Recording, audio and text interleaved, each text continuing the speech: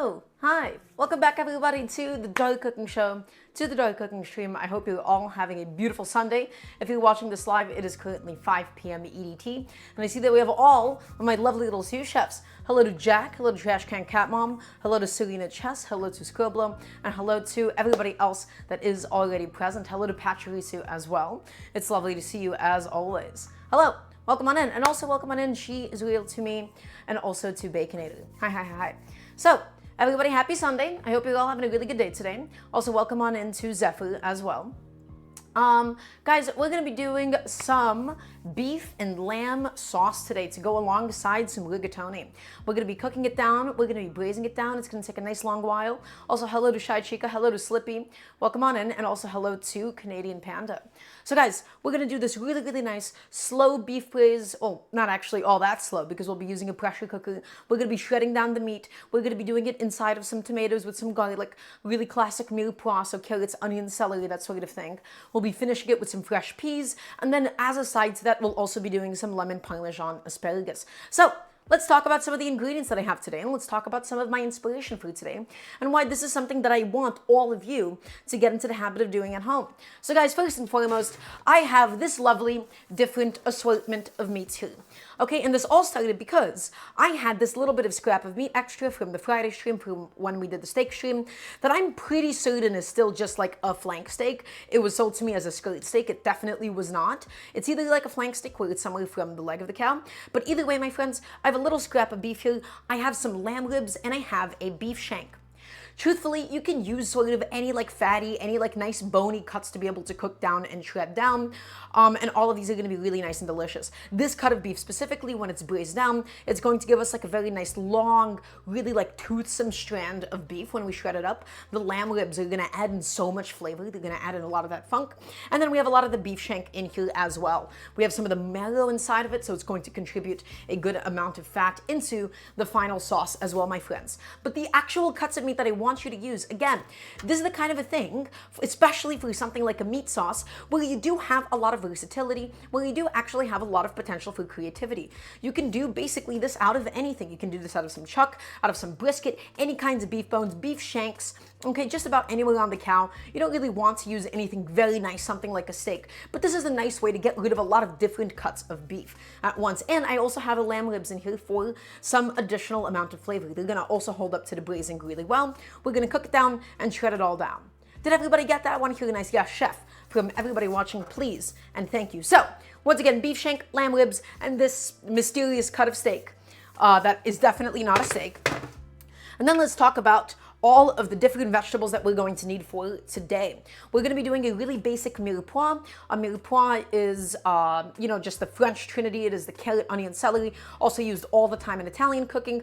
And we're just going to be chopping it up into really nice small dice, cooking it down in a lot of the beef fat. We have some tomatoes here, which we're going to char and blend down and make into a lovely sauce as well. I have some garlic, and this lemon is also going to be used for the asparagus. So again, carrot, onion, celery, really classic. You see it everywhere in Italian cooking. You see it everywhere in French cooking. You don't exactly have to use each of these aromatics, but we'll talk about the function of each aromatic. Also, Slippy, I'm glad that you like it. I'm glad that you noticed. Okay, and now we're going to go to the pasta, and we're using one of my favorite pasta shapes, which is mezzi rigatoni. The reason why I really like the mezzi rigatoni, which is just short rigatoni as opposed to the full-sized ones, it is so much easier to eat. The really long tubes of rigatoni, especially if you're trying to eat it with some sort of a sauce, you can only get like 1 or 2 noodles at a time. I really like the short kind. It's nice and rigid. It has like a bunch of little ridges on it. It's going to be able to hold onto the sauce exceptionally well. This is my ideal pasta with something chunky like a meat sauce. It's not very smooth, it's not very silky, right? It has a bunch of like little bits inside of it. And so something like a mezzi rigatoni, something with like that big hole on the inside, I think is gonna be ideal. Now, truthfully, you can use whatever kind of pasta for this that you would like. You can use pennes, you can use rigatonis, you can even do it with something like a spaghetti. But I do like, again, something with a nice big hole running through it, something with ridges on the outside, really helps to hold on to this kind of a sauce. Chunky sauces like pasta with holes. So something like shell, something like penne, I think would be ideal. So, some mezzi rigatoni. I'm gonna go ahead and put that behind us. I also have some red wine that I haven't opened yet. I just had it lying around the house, and so that's what I'll also be going in into the stew today with. And then everybody, because of the fact that we are in spring, and also because I'm quite unaccustomed to cooking a lot of asparagus, I have a bunch of asparagus here. We're gonna be just pan frying it. We'll be finishing it with some lemon juice. We'll be finishing it. I also have some leftover cilantro. We'll be finishing it with a bunch of Parmesan cheese right on top. We might even do, I guess we could make a cilantro pesto if we have the time for it, because I have some leftover cilantro and I have some pine nuts lying around. So we could do that, and I think that could be fun. But either way, guys, we have a bunch of fresh asparagus, and we'll talk about the best way to process it. Also, Jack, I know that's bait. You know how I feel about bow tie pasta, and I'll get a chance to talk about it later on. So, guys, we have a lot of work ahead of us. We have to sear the meat for today. We're gonna have to go ahead and do all the vegetable prep. We're gonna seal everything off. We're gonna be putting it into the pressure cooker, take it out. We'll be taking off some of the fat using a fat separator, and then we'll also be pan frying some asparagus, make the pasta, finish it with some peas, the peas I currently have sitting in my freezer at the moment. So guys, we have a lot of work coming up ahead of us. Is everybody ready for today? I wanna hear a nice yes, chef, please and thank you. So, guys, before we do begin, a couple of things. Let's do some housekeeping. First and foremost, really important, follow my backup channel, Daramgar TV. We're going to be transitioning those slowly over the next few months. Maybe over the next month or so, because this Twitch account, it will never be able to get partnered because of the time that it was created. And so in about a month's time or so, we'll be fully switching over to Daramgar TV. So you can type in ! backup. You can just go to twitch.tv/Daramgar TV. Second thing, guys, please check out the Patreon. My goal is to be able to do this full time one day. And so any and all support on the Patreon would go a really long way. So that's a really nice way of directly supporting what we do here. And as always, if anybody has any cooking questions whatsoever, it can be about this dish, it can be about something else, please feel free to ask me. Also, Alvin, welcome on in. It's lovely to have you. Hello. Okay, so guys, order of operations, we're gonna sear the meat, we're gonna char the tomatoes, we gotta do the entire meal prep, we gotta chop up a bunch of stuff, gotta throw everything into the pressure cooker, and it's all gonna be delicious. So, let's go ahead and tie up my hair, and we can probably just begin for today. Okie dokie. I have my cutting board all set up here as always, nice little wet paper towel under it, just to keep it nice and stable. And so let's talk about my meat choices once again and why these are the different cuts that I'm using. The first, and to me the most exciting cut here, is the lamb ribs. The lamb ribs, that's what's going to add in a lot of flavor into the sauce itself, because guys, as far as meat goes, beef, pork, all of it can be quite mild, but lamb, definitely known for its gamey taste, right? So really nice. We got some lamb ribs in here, and then we'll just be cutting it up into slightly smaller pieces. We have this big, beautiful beef shank. We have all of this lovely meat around it that we're gonna be shredding down, and we have all of that marrow on the inside, my friends, that's just going to melt into the sauce and make it nice and fatty and delicious. And then to really make up for the bulk of the meat, because we got a big bone running through this guy, we got a bunch of lamb ribs, which is a bunch of bones, I just have this leftover piece of beef. Again, the reason I am doing this today is because I had this leftover piece of beef and I got inspired by it. Now, some other meats that you could choose to use, again, brisket would be really nice. Different kinds of sausages would be also amazing inside of a meat sauce. So we're just doing a pretty classic Italian ragu. It's not from a certain region or anything like this. This is not a bolognese. This is not a Neapolitan ragu. So we're just using different kinds of cuts of meat to hopefully make it into the greater sum of its parts. So first and foremost, I'm gonna glove on up, and there is no specific reason for this other than it just makes my life easier so I don't have to wash my hands as often. Is this actually mystery meat? That's crap of beef? I'm not gonna lie, Oven. Or Slippy EG, excuse me, I have no idea what it actually is. I am guessing based on the chew. I do think it's somewhere from the eye of round. Okay, so let's go ahead and get all of my beef and all of my lamb. Actually, I don't actually need to do anything to the shank itself. The shank is just fine as it is. Really, the only thing that does need to get cut up is gonna be the lamb ribs a little bit, and then we're also going to trim off some of the fat, because that is a little bit more fat than I would normally like, for something like a braise, right? Because it's all gonna cook down. We're going to make a really delicious meat sauce. And so having this big old hard cap of fat right here, while it will be really nice, we'll still have some additional olive oil. We'll have plenty of fat from the bone marrow. This is all gonna be fat that I'm just gonna trim off really quickly, my friends. So all I'm doing, nice sharp knife, we're just taking it back, we're pulling it back. We're gonna, of course, keep as much of the meat intact as possible, and we don't even necessarily need to get rid of all of the fat, so to speak, right? All we really wanna do is we just wanna be able to expose expose the meat that's on the inside. And these lamb ribs, they don't have a lot of meat. And that is okay, because we have plenty of meat coming from other places. The bones, all of that collagen, guys, it's just going to contribute into a really delicious, really flavorful meat sauce. Okay, and so I'm going to continue just to get rid of a little bit of fat here, my friends. Okay, so again, using nice long strokes of my knife, we're just going to be shaving and peeling some of it off. Okay, something like that. Flip it over. Italians and meat can't be beat. Well, Night Coder, welcome on in. It's lovely to have you. Welcome to the best cooking show on Twitch. Also, Annie. Hello, hello. It's lovely to have you. So guys, all we're doing is we're just going through this and we're getting rid of some of these excess pockets of fat. Again, you don't have to be too crazy with this process. We're still going to take some out in the end. We just don't need that much fat for today. And you could theoretically save it and freeze it and render it down, but I don't typically have a lot of meat fats lying around that I would be willing to go through the effort of making into a completely separate rendered fat and then keep it in my fridge. But if you do, then go ahead by all means. Okay, that's enough fat that I'm going to take off. Again, not too crazy. And then the only thing I'm going to do after that, we're just going to go ahead and divide this into some individual rib sections. Okay, just cutting that up, something just so it's like a little bit easier to manipulate, so that it's easier for us to move around and then easier for us to cook down afterwards. And I think, my friends, that should be more than okay. I'm gonna go ahead and just get this back onto my sheet tray. And that's really all that we're going to need out of the cutting board. And as always, everybody, because of the fact that we're cooking at home, that means we need to clean as we go. So as always, I made sure that my dishwasher is nice and empty. I made sure that my sink is empty. And I'm going to go ahead and quickly wash off this knife, throw this into the dishwasher. And so we'll go ahead and get that done. And also, if lamb is intimidating to you, I believe Ovin said that. If lamb is intimidating, I promise you there's nothing to be intimidated by. A lot of people, they get intimidated by like that amount of gaminess, especially because, in the United States, we don't grow up eating a lot of gamey meat, at least not anymore. And so having it with other beef as well is going to be a very nice mild introduction for anybody that's new to lamb. But there's nothing to be intimidated by, Ovin. The only thing that you got to keep in mind is lamb is you got to think of it like beef. Right? So all I'm going to do, everybody, really quickly, is I'm just going to go ahead and wash up my knife. Just get that done, because we're going to be using it plenty today. Just get that done, get that all washed up, and get that all ready to go for us. Does anybody have any questions for me in the meantime? Just taking it, washing it down, a little bit of soap, a little bit of water, and then we'll proceed with everything else that we need to do for today. I know, such a tragedy to do this live, to do this in front of all of you, but I'm not going to leave a dirty knife laying around in my sink, okay? I'll damage the rivets. Also, Chef, what temperature are we cooking the meat at? Well, Jack, we're going to be braising it down in a pressure cooker. So I don't think I have an exact temperature for you, but we do know that it's going to be high pressure for about 40 to 30 minutes or so, and that should be perfect for today.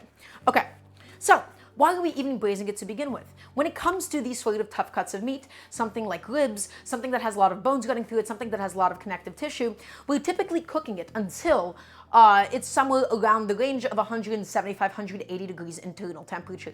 That's about the point where collagen becomes gelatin and the meat really starts to sort of fall apart. Okay, so my knife is now properly washed. I'm gonna go ahead and get another cutting board out and ready to go. And now, everybody, let's go ahead and begin actually preheating the pan. And so I'm going to talk about this. I know I'm still using a pressure cooker today, but we're going to do our searing in a Dutch oven. I do want everybody to pay attention for this step. Also, you like the t-shirt Night Coder? I got this from Spencer's maybe 3-4 years ago. Okay. Long story there. Basically, I started getting paid for esports stuff. I finally had some of my own money. It was my first semester of college, and I went out to Spencer's and I bought a Doki Doki Literature Club t-shirt. Okay, everybody, all of you listening, I want to hear a nice yes chef from everybody watching, please and thank you. I want to say this right now. This is my big, beautiful Le Creuset Dutch oven. Dutch ovens, specifically enamel-coated cast iron Dutch ovens, are some of the most egregiously misused pieces of kitchen equipment. People do a lot of incorrect things to them, and so we'll talk about some of that now. Number one, it's cast iron, meaning it's a thick piece of metal. If you heat it up on a high heat for a short amount of time, you'll develop hot spots and cool spots.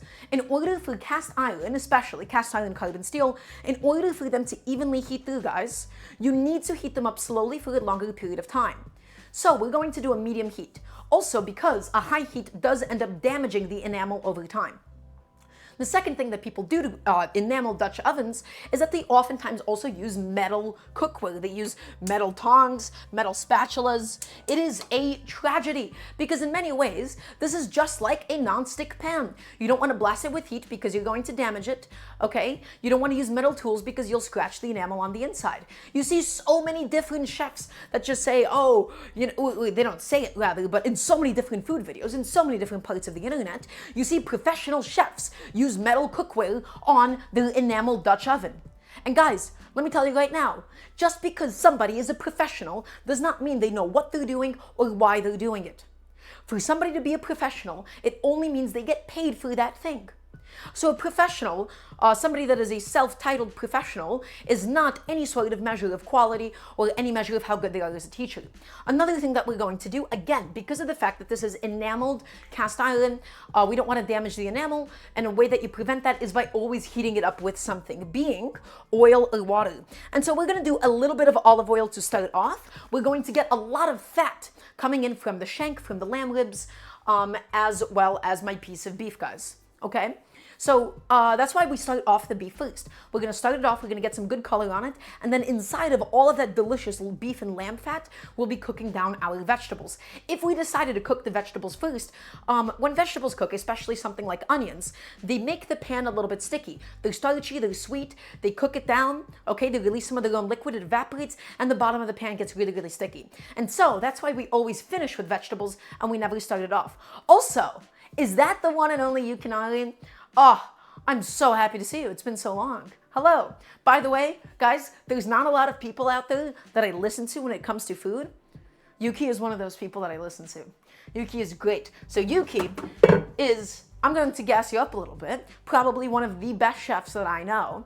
And so if anybody has any, like especially things like to do with like fish, anything to do with fermentation, anything to do with sushi, Yuki is your go-to resource for that. Whereas my goal is to teach you guys how to cook at home. So guys, once again, nice low to medium heat over a long period of time. Your pan does not need to be blasted onto a high heat because of so much YouTube content where they said, oh, to cook a steak properly, your pan needs to be ripping hot, and you take your cast iron and you blast it on a super high heat. You do not need it. Chef, should we follow her as well? Absolutely. Absolutely, Jack. Yuki is amazing. Okay, so guys, a little bit of olive oil. And why am I specifically using olive oil? I'm using olive oil because we want a nice, tasty fat. Because all of the fat is going to go back into the sauce. Guys, you need to consider the fat that you use not just as a lubrication, not just as a tool, but as an ingredient in of itself. We don't want to use something like canola oil or vegetable oil because they're not all that delicious. Something like an extra virgin olive oil, it's going to get integrated into the rest of the stew, into the rest of the braise, and it will be lovely. Okay, so nice big enamel Dutch oven, guys, medium heat. I know that was a bit of a spiel, okay? And so let's go ahead and do some of the other prep in the meantime. And all that we did so far, guys, we just cut up some of our bits of meat. We don't even need to worry about pre-salting it or anything. Okay, let's just go ahead and work on the tomatoes in the meantime. So, everybody, as always, as you may know, one of the biggest bits of inspiration that I took for Mexican cooking is the way that they sort of char their tomatoes. You char chilies, you char aromatics, you char tomatillos before you make something like a salsa. And so similarly, I really love charring my tomatoes, especially in something like a stew. Okay, we put it under the broiler, we get the skins nice and smoky, and that is how we just have an additional layer of flavor, my friends. So if we teriyaki chicken and use sesame oil instead of olive, so rakrami, the answer is it depends. I'm going to tell you why it depends. You don't cook with toasted sesame oil. Toasted sesame oil, it can't be brought up past a certain temperature and it burns easily. However, it is actually quite common in Japan to use an untoasted sesame oil to cook with. Although in that case, I will say it's different. Because if it's all going to get integrated into the sauce, me personally, I would pour out some of the excess oil. I would pour out the oil, right? Because if the goal was purely for it to be functional, right, then we don't really necessarily want all that in our sauce. But also, it can just be fine. It can just be fine. It's just not optimal. So guys, I have some of these lovely tomatoes. Why am I using plum tomatoes? I'm using plum tomatoes because number one, they're really cheap, and number two, they're really fleshy. The reason why I'm not using canned tomatoes is because you can't really char a canned tomato. They have the skin separated from it. They have, they're like really soaking wet. And so I just buy some fresh plum tomatoes. They're perfect for sauces. So guys, all that we're going to go ahead and do is we're just going to cut each of my plum tomatoes in half lengthwise, just like this. And I'm also going to set my broiler on. The broiler being your top heating element of the oven, and that's how we're just going to get a really beautiful quick char on all of my lovely tomatoes. Okay? So guys, take a look. We've cut them all in half, and we cut them in half so that they lie nice and flat on my sheet tray when it goes under the broiler. And now, the fact that we've cut them in half, this is a very easy way for us to now core our lovely plum tomatoes. Our tomatoes are all set up, our tomatoes are ready to go. And guys, all we want to do, we want to take a nice sharp knife, I'm just using my little paring knife, and we're just going to make 2 little vertical incisions. Instead of doing this thing where you take a tomato and you saw into it and destroy the flesh, just 2 simple incisions, guys. Ready? Hold the plum tomato. That's 1, and that's 2. Beautiful. Take the plum tomato. That's 1, that's 2, and that's beautiful. Awesome. And let's just go ahead and keep on going. We'll just keep on going. We'll get it all done, my friends, and it will be perfect. Does anybody have any questions for me? Also, Moon Hub, it's lovely to have you. Welcome on in. So guys, again, we're just going to go through all of my lovely little tomatoes. Go ahead, core them. Do what you got to do to them. Get rid of it because we are not going to need it. And this one doesn't have the core because I already took it out in the other one. Awesome. But yeah, so the reason why we're not using something like a beefsteak tomato, something like a vine tomato, not only are they a little bit more expensive, we do lose a lot of the flavor of the tomato in the cooking process, okay? So while starting with a really, really delicious fresh tomato is ideal, not all tomato varietals are best for sauce and are best for extended, long cooking. Something like a plum tomato, not necessarily the most flavorful, but it has a lot of flesh. We don't have to worry about losing a lot of the fresh flavor, and instead we'll get a nice, thick, rich sauce. And so, for my charred tomatoes, guys, all that I have is a little sheet tray, and I'm just going to place each and every single one of my tomatoes onto the sheet tray. Does anybody have any questions about this process? So all my tomatoes, lay them out, lay them nice and flat. My oil is getting nice and hot. My cast iron is heating up slowly, guys. Remember, on a nice medium-low heat. Okay, and that is how we're gonna have a beautifully even heated pan. So, all of these little tomatoes, guys, all I'm going to do to them is I'm gonna take it and put it under the broiler. Also, Jack, I'm very happy for you. That sounds exciting. I did not, however, adjust my oven rack fully. So let me go ahead and fix that right now. Awesome. Get my tomatoes under there and just have that go. And guys, in regards to broiler safety, you never really want to walk away from it for too long because things can catch on fire. Worst case scenario, right? You want to always just sort of stay on top of it. And every so often, we're just going to go in there, give it a bit of a check, and see how it's coming along. So all I'm going to do, I'm just going to wipe down my cutting board because it was a little bit wet. Put that aside. Guys, my pan, once again, it's getting there. We do not need our oil to be smoking hot. So let me go ahead and say this again. We don't need our oil to be smoking hot to get a nice good sear on the pieces of meat. Okay? This is a bit of a misconception that you need the highest possible heat. To get a good crust on something is both a relationship between temperature and time. Temperature and time, my friends. Okay? And if you don't have enough time, if you just try to rush everything on a super high heat, you're not going to develop the crust of your dreams. So the only thing that we're going to really quickly do is I'm just going to take all of my lovely meat and I'm going to make sure that I'm patting it dry. I'm patting it dry not only to make sure that it develops a good crust, because it being moist slightly does inhibit its ability to get a good crust, but also it does stop it from splashing as much. Okay, guys, you might also notice that I have all of my meat here on a wire rack that I put into my fridge. The reason that we do this is so that we can dry out the surface of the meat itself. It makes it a lot easier to handle. It makes it so that we don't have to pat it dry nearly as much, and then it's also then able to develop a much better crust. And also by drying it out, I do find that it does not release as much moisture in the beginning. It does slow down the process of fond, actually developing on the bottom of the pan, and I'm not entirely sure why. Yeah, I don't think I'd actually be able to tell you that well. So, especially like this little guy right here, but these guys are mostly dried out, I have to say. Yeah, these guys air dried just fine. I was just worried about any additional moisture that could have happened from the condensation of it being cold. Okay, and guys, all I'm gonna do is I'm just going to go ahead and take all of this lovely meat. We have these lovely lamb ribs, we have this lovely little bit of steak, we have this lovely beef shank, and we're just going to go ahead and get it onto the pan now that that has been fully and properly heated through. The lamb, we're gonna put fat side down, move it around a little bit, and we're looking for a gentle sizzle, my friends. Gentle, gentle, gentle. You do not need it to be screaming hot. Also, don't really worry about the salt at this stage. The reason why you don't need to worry that much about the salt is because the salt is all just gonna come later. Okay, the steak we're going to have to do in a second batch because of the fact that we don't have enough surface area inside of our pan. And guys, we really don't want to overcrowd it. If you overcrowd it, if you have too much stuff too close to each other, it's not going to properly evaporate in the pan itself. So again, to get a proper, beautiful, beautiful crust, my friends, onto the beef, onto the lamb itself, we want to go ahead and give it some time. Do not rush this process. Everybody, I need to hear a nice yes, chef. Do not rush this process and do not go give into the urge to go onto a high heat. If you have a high heat, you will develop your fond a little bit too quickly and it will turn dark brown too quickly. You will scorch the bottom of your pan. And that is a problem, especially because of the fact that we're doing a lot of batch cooking today. After the beef and the lamb comes out, okay, we're gonna be chopping up all of my aromatics, my carrots, my onions, my celery, and I need it to go onto a pan where the bottom isn't scorched too much.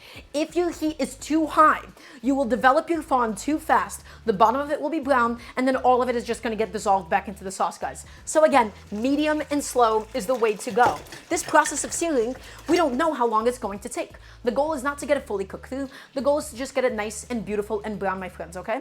So it's going, and then every so often, we will be moving it around and we will be rotating it. Because as it cooks, it is going to develop hot spots and cold spots. And so, because of the fact, guys, I want you to take a look at something. Even on a medium to low heat, we have no stickage. Even with that small amount of oil initially, we have no stickage.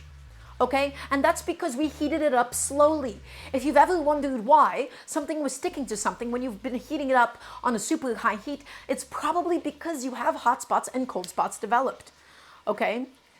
Running themes I'm noticing in cooking are medium to low heat and reducing moisture. Absolutely, Shai Chica. Heat control and moisture management are two of the most important concepts in cooking. Everything in cooking is either we keep the same amount of moisture, we try to get rid of some moisture, or we try to add some moisture. Okay, that is a very, very good way to think about a lot of cooking. Okay, and so guys, now that my tomatoes have also been under the broiler for quite some time, we're just gonna go ahead and inspect it really quickly. Again, all I'm looking for, I'm just looking for the tops to be nice and charred. Okay, we're looking for them to get nice and beautifully blackened. So this right now, guys, it's beginning to get there. Okay, but it is not enough. I want to get my skins thoroughly charred because my goal is to develop a lot of flavor inside of the sauce, my friends. We're not going to go crazy with any spices today. We're just going to have beef and tomato and some water and all these different vegetables. And so I want to introduce that smoky tomato flavor. Now, do you have to do this? No. In fact, all of cooking is completely relative to your own intentions and the amount of effort that you're willing to put into something, okay? And so, specifically in this case, if you don't want a smoky tomato sauce, then you don't have to have one. You don't have to go through that effort. In my case, that is something I'm doing because that is a level of flavor that I would love to have. Okay, so while this is going, guys, we can go ahead and just focus a little bit on some of the aromatics a little bit. And you can see that everything is slowly, and I do mean slowly, it is slowly developing that crust. So all that I'm going to do is I'm just going to move this around slightly, move it around ever so slightly, and just have it continue to cook. Just reposition everything. And guys, we are slowly extracting all of that beautiful beef fat. We're extracting all of that lamb fat. And all of it is just going to get introduced back into the dish, okay? And it's going to be really, really amazing. Okay, so once again, while that is going, guys, we can go ahead and focus a little bit on some of my aromatics. And so we're going to be starting off with some carrot. Again, guys, really classic Italian or French mirepoix, carrots, onions, celery. Carrots, onions, and celery every single day of the week. Okay, and so all that we're going to start off with, we're not going to need this much carrot at all. In fact, this is just like a little scrap of carrot that I had left over. And then we're also going to do, let's see, I'm also going to go ahead and just grab this chunk of carrot because at the end of the day, this is not a carrot sauce, guys. All right, this is just going to be, you know, we want this to flavor the stew itself, but we don't actually want it to necessarily take over everything. So all I did was I gave them a gentle wash, and the only reason I'm really peeling it after, just because the skins do tend to be a little bit drier, a little bit more papery. So with a nice sharp V-neck peeler, I'm going through it, just getting my carrot nicely and beautifully peeled up, guys. All of that skin comes off now, and guys, that meat is slowly beginning to get there. It is slowly beginning to cook, and it is developing that beautiful, beautiful crust that we're looking for, okay? So I'm just gonna go ahead and flip it over. We're gonna probably flip it over a couple more times, and that's okay. Just go ahead and flip it over, and again, if our crust is not developed by the time that we've developed too much fond, what we might just end up doing is taking it out early. Because at the end of the day, the last thing that we want to do is burn our fond. And I'm also just going to rotate my pan here to make sure that it's all evenly cooking all the way through. We're slowly extracting all of the fat from it, my friends. Okay, let's go ahead and continue to peel up all of my carrot. Let's peel it, let's peel it, let's peel it. Let's get all of that skin off. Okay, and that end is a little bit dried off, so we'll just chop that off in just a second. Okay, awesome. All of my carrot peels have now been done.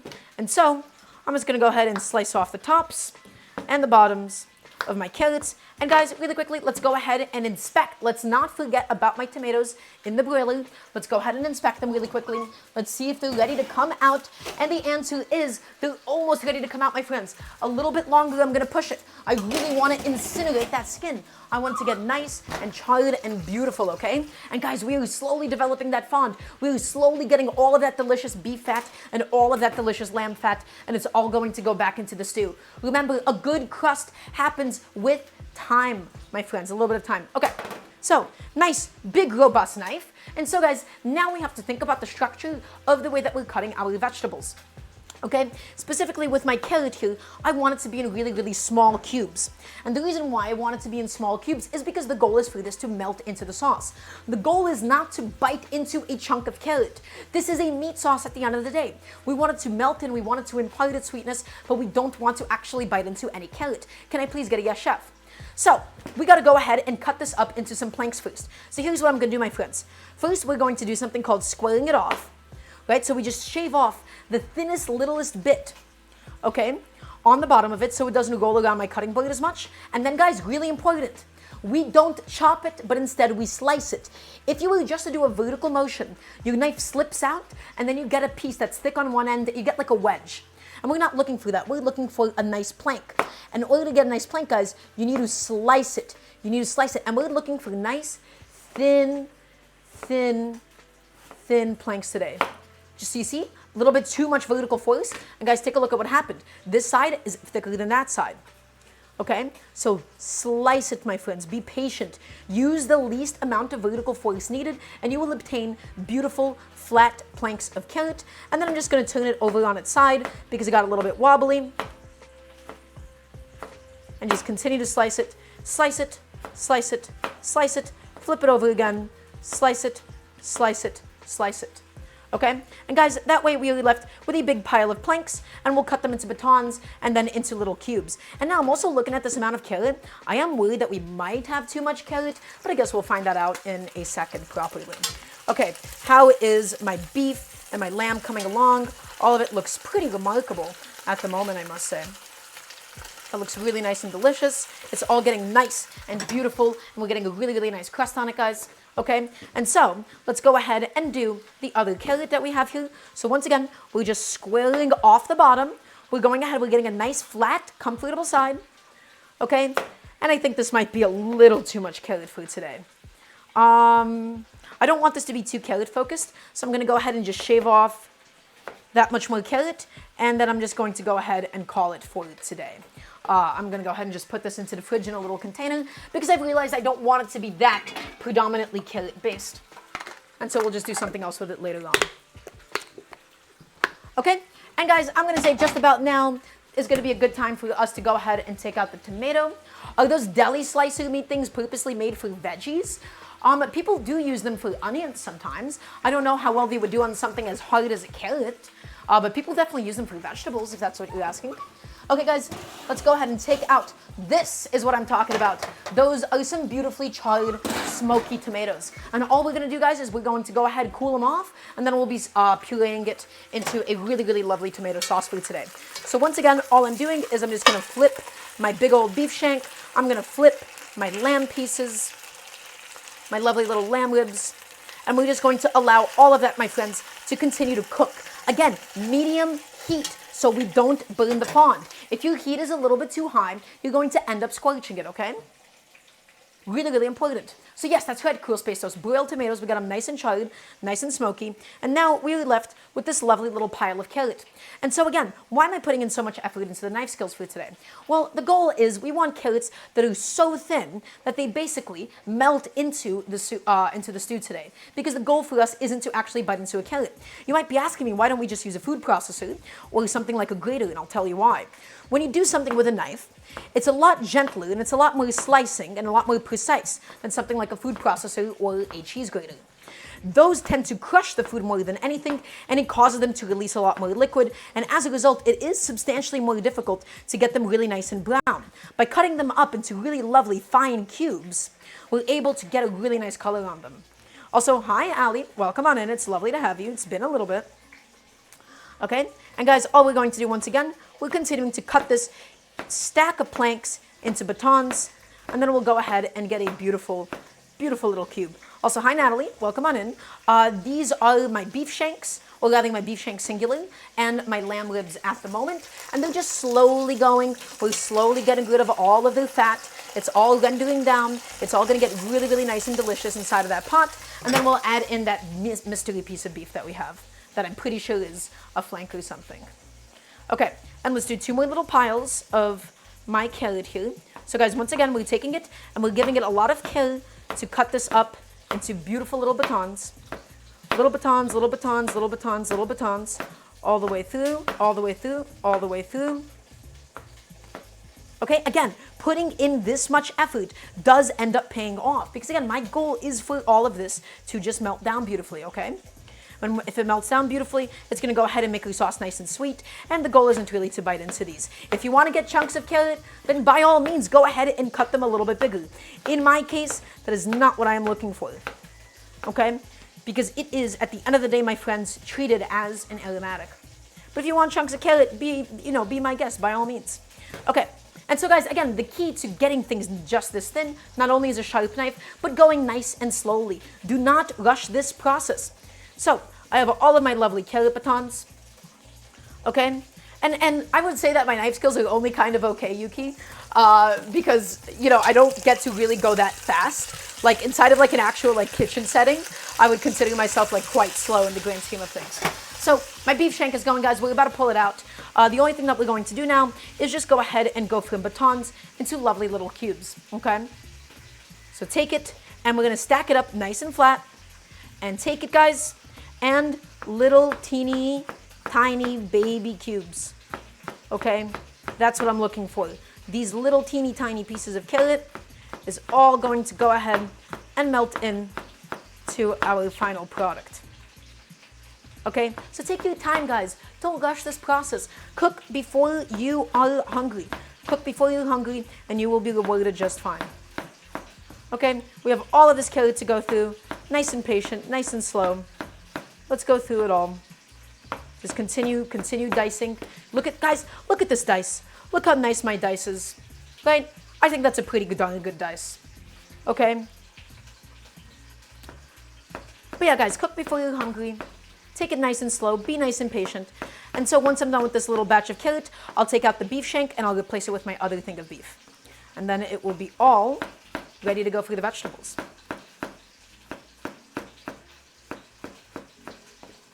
That's right, Yuki, that is a good idea. Just to get the mandolin to cut them into sheets for you, because cutting them into planks is kind of the most annoying part, and it's kind of the most difficult part. Because vegetables, they're really irregular in shape. You're trying to get them into something that it's like nice and flat and stable, and that's always just going to be a challenge. Okay, so, and it's okay if I have like a couple of long pieces left over. Guys, let's go ahead and look at the beef again. We're always inspecting the bottom of the pan. We never want the fond that we have on the bottom to burn. Okay, so I gotta say, this looks quite good. We could theoretically go deeper with the crust that we're developing, but I'm honestly gonna say that it's just fine for today. I'm gonna say that it's okay. I'm gonna grab my pressure cooker pot that I'll be making everything in. And once again, don't really worry about the salt, because all of that meat is gonna get shredded down anyways. And I'm gonna throw all of it, but leaving all of the fat inside of the pan, my friends, because we need it to cook that little other piece of beef that we have. Come on, buddy. Please stop splashing at me. Thank you. Okay. So guys, look at all of that fat, my friends. How hot is the pan set, Ali? As always, medium, low heat. Medium, medium, low heat. So guys, look at all of that beautiful fond that we have on the bottom. It's not pitch black. It's not scorched to death. And that's because of the fact that we were really, really gentle with our heat. Okay? And so now we're going to go in with my other piece of beef that I just want to go ahead and get a little bit of a crust on. And we're going to fry it in all of that beautiful fat, my friends. Fry it up. Get it nice and crusted and nice and beautiful, okay? And in the meantime, we're going to just go ahead and proceed with the rest of my carrot batons. And the batons are a little bit tricky sometimes, guys. So once again, patience is going to be your best friend with something like this. Stack them up. Make sure that they're all nice and flat. As always, nice and flat, stacked up. Beautiful little stack, okay? And now let's go ahead and pursue the fine dice of our dreams. As always, everybody, medium, low heat. Medium, low heat is absolutely essential for especially like thick cuts of meat, right? You want to go ahead and develop a crust on them. If you have a high heat, you're going to burn your fond and you're going to have an irregular crust. And the meat will naturally buckle. The meat is naturally somewhat irregular in shape. Okay? So just take it and just go through and go through and go through all of my beautiful little finely diced carrots, guys. And then we have one more little stack of them to go through, and then we'll be done with the carrots. And then we still have to do the celery, we still have to do the onions. So we have a considerable amount of vegetable prep coming up ahead of us, guys. Okay, I probably should have gone a little bit faster with this, but that's okay. We will be fine, I think. Continue going, continue going. Little small dice, guys. All the way through. Okay, and then once I'm done with that, we'll give the beef a little flip, we'll move it around for a second, and then if anything, we might need to shut off the pan so that the fond does not continue to get too dark. Okay, and I think that should be good. And so you say all this effort in one slap chop. The issue is with something like a slap chop, it wouldn't be able to get this fine of a dice. Everything would get stuck in between the blades, and it would just sort of end up crushing everything instead of nicely slicing it, okay? So all of my carrot is done for today.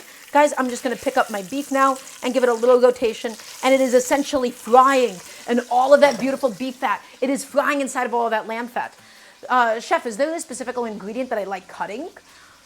Is there anything that I really like cutting? I mean, I really like cutting green onions. I think scallions are so fun to cut.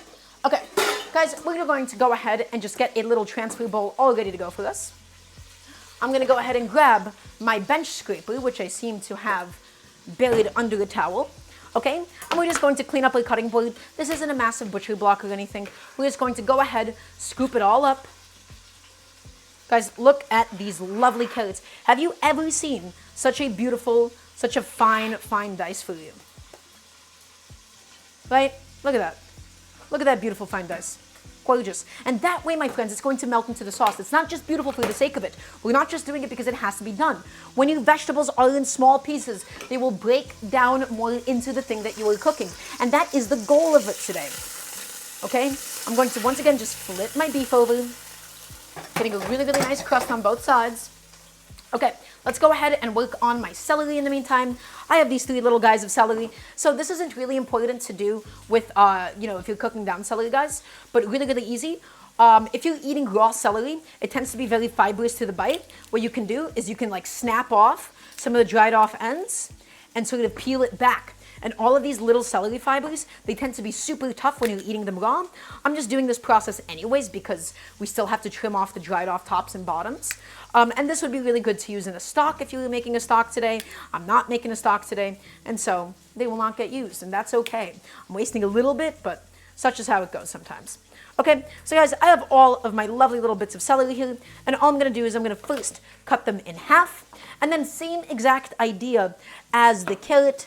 We're just going to actually just go along the shape of Mr. Celery and cut him up into a bunch of beautiful little teeny tiny batons, my friends.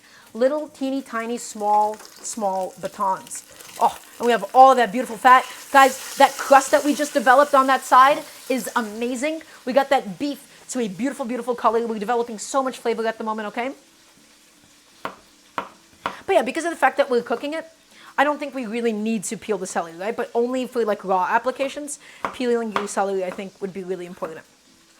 But in a cooked setting, I think this is totally okay. Okay? How come nobody told me about the celery hack before? Well, it's not really, I don't like saying hack as much as I like to just call it like, a regular technique. But yeah, it's because people don't really know what they're doing. But yeah, I cannot stand the texture of those raw celery fibers either. I do not like them. I hate it. I love the bite of celery. I love going out for some buffalo wings, and then I get that, and it's just the biggest disappointment imaginable. I could have probably timed things a little better today. I could have probably started off with my vegetables. That's okay, Shy Chica, it's fine. It's just my own like little culinary pet peeve.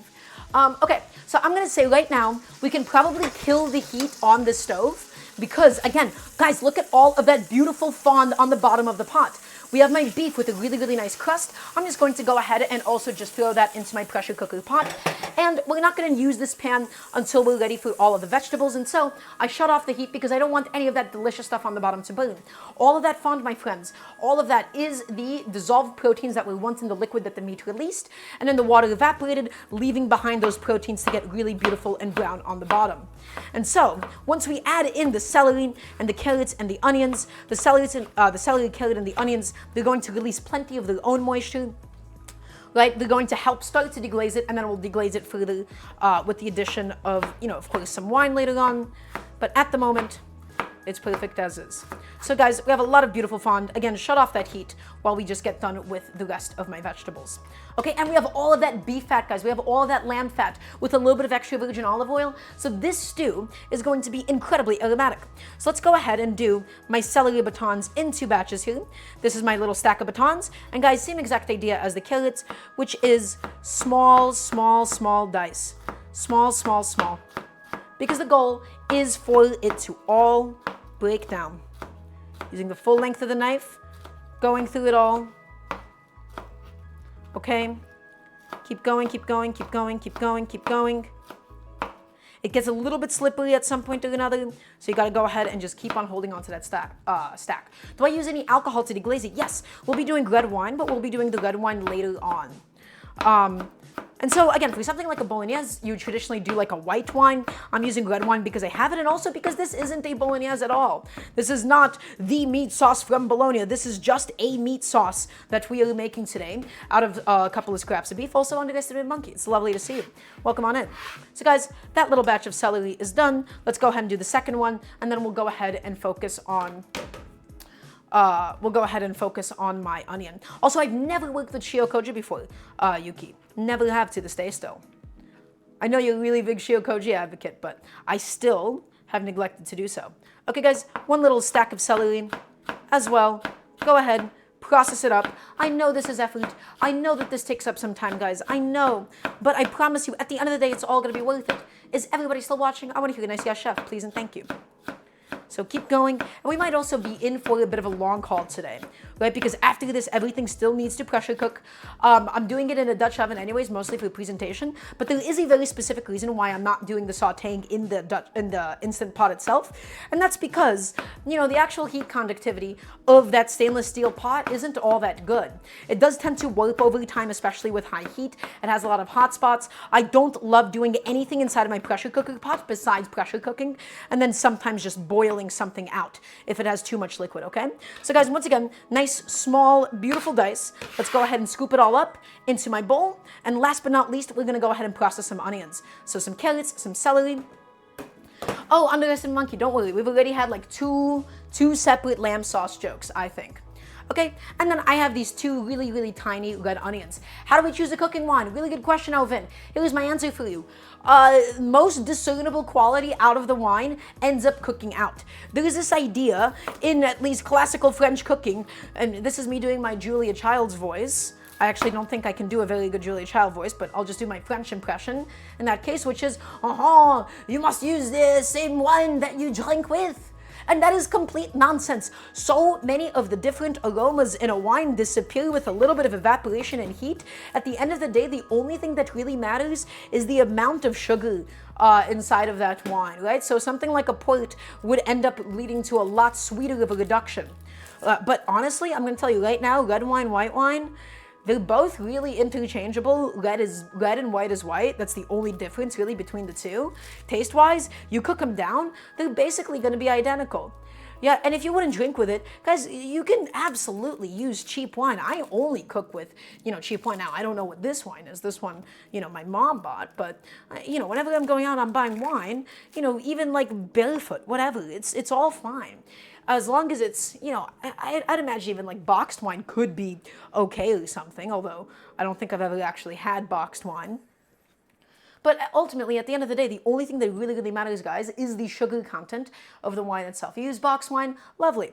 Okay, guys, so I have these lovely baby red onions here, and we're just going to go ahead and do a really, really similar thing to them, except we're going to be doing the fan technique. So, Cal Unit, this thing that you said, right? Red equals meat, white equals chicken and fish.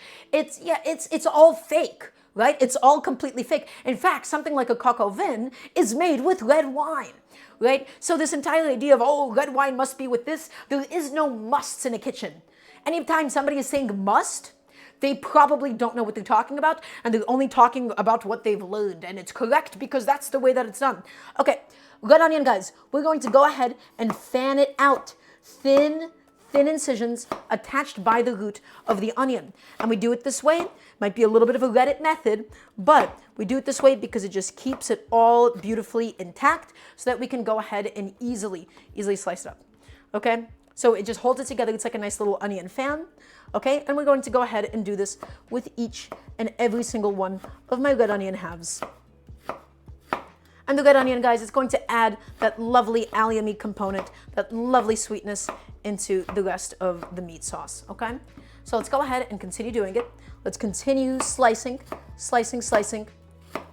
I'm glad I found you first, Chef, before anyone else had a chance to corrupt you. I'm glad too, Shai Sheik. I'm glad I can be a good influence. But that's not to say that everybody else out there is bad. Again, there's some lovely food content creators that I adore. My favorites are like Internet Shaquille and Chinese Cooking Demystified. Oh, nobody does it quite like them. And guys, with this piece specifically, because of how thick it is, I'm just going to go through it and make a little horizontal incision, just like that. And then we'll go ahead and do the same exact little fan,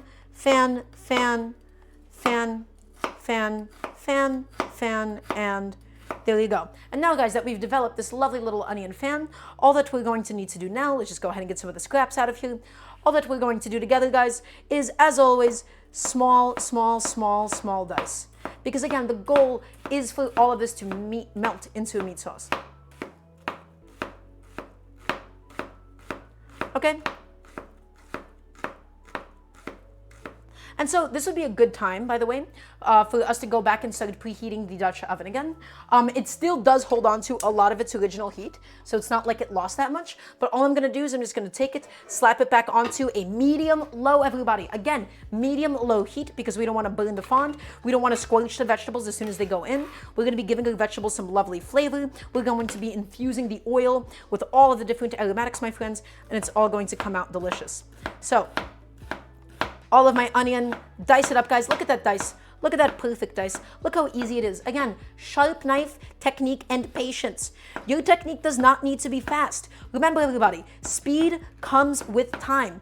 You don't learn to play music on a fast tempo because then you won't be able to do it on a slow tempo. You start at a slow tempo and then you work your way up. And that way, you'll be able to master it at all these different speeds. You'd never, ever start fast. Start slow and it'll all come together, my friends, okay? So once again, going through all of this onion.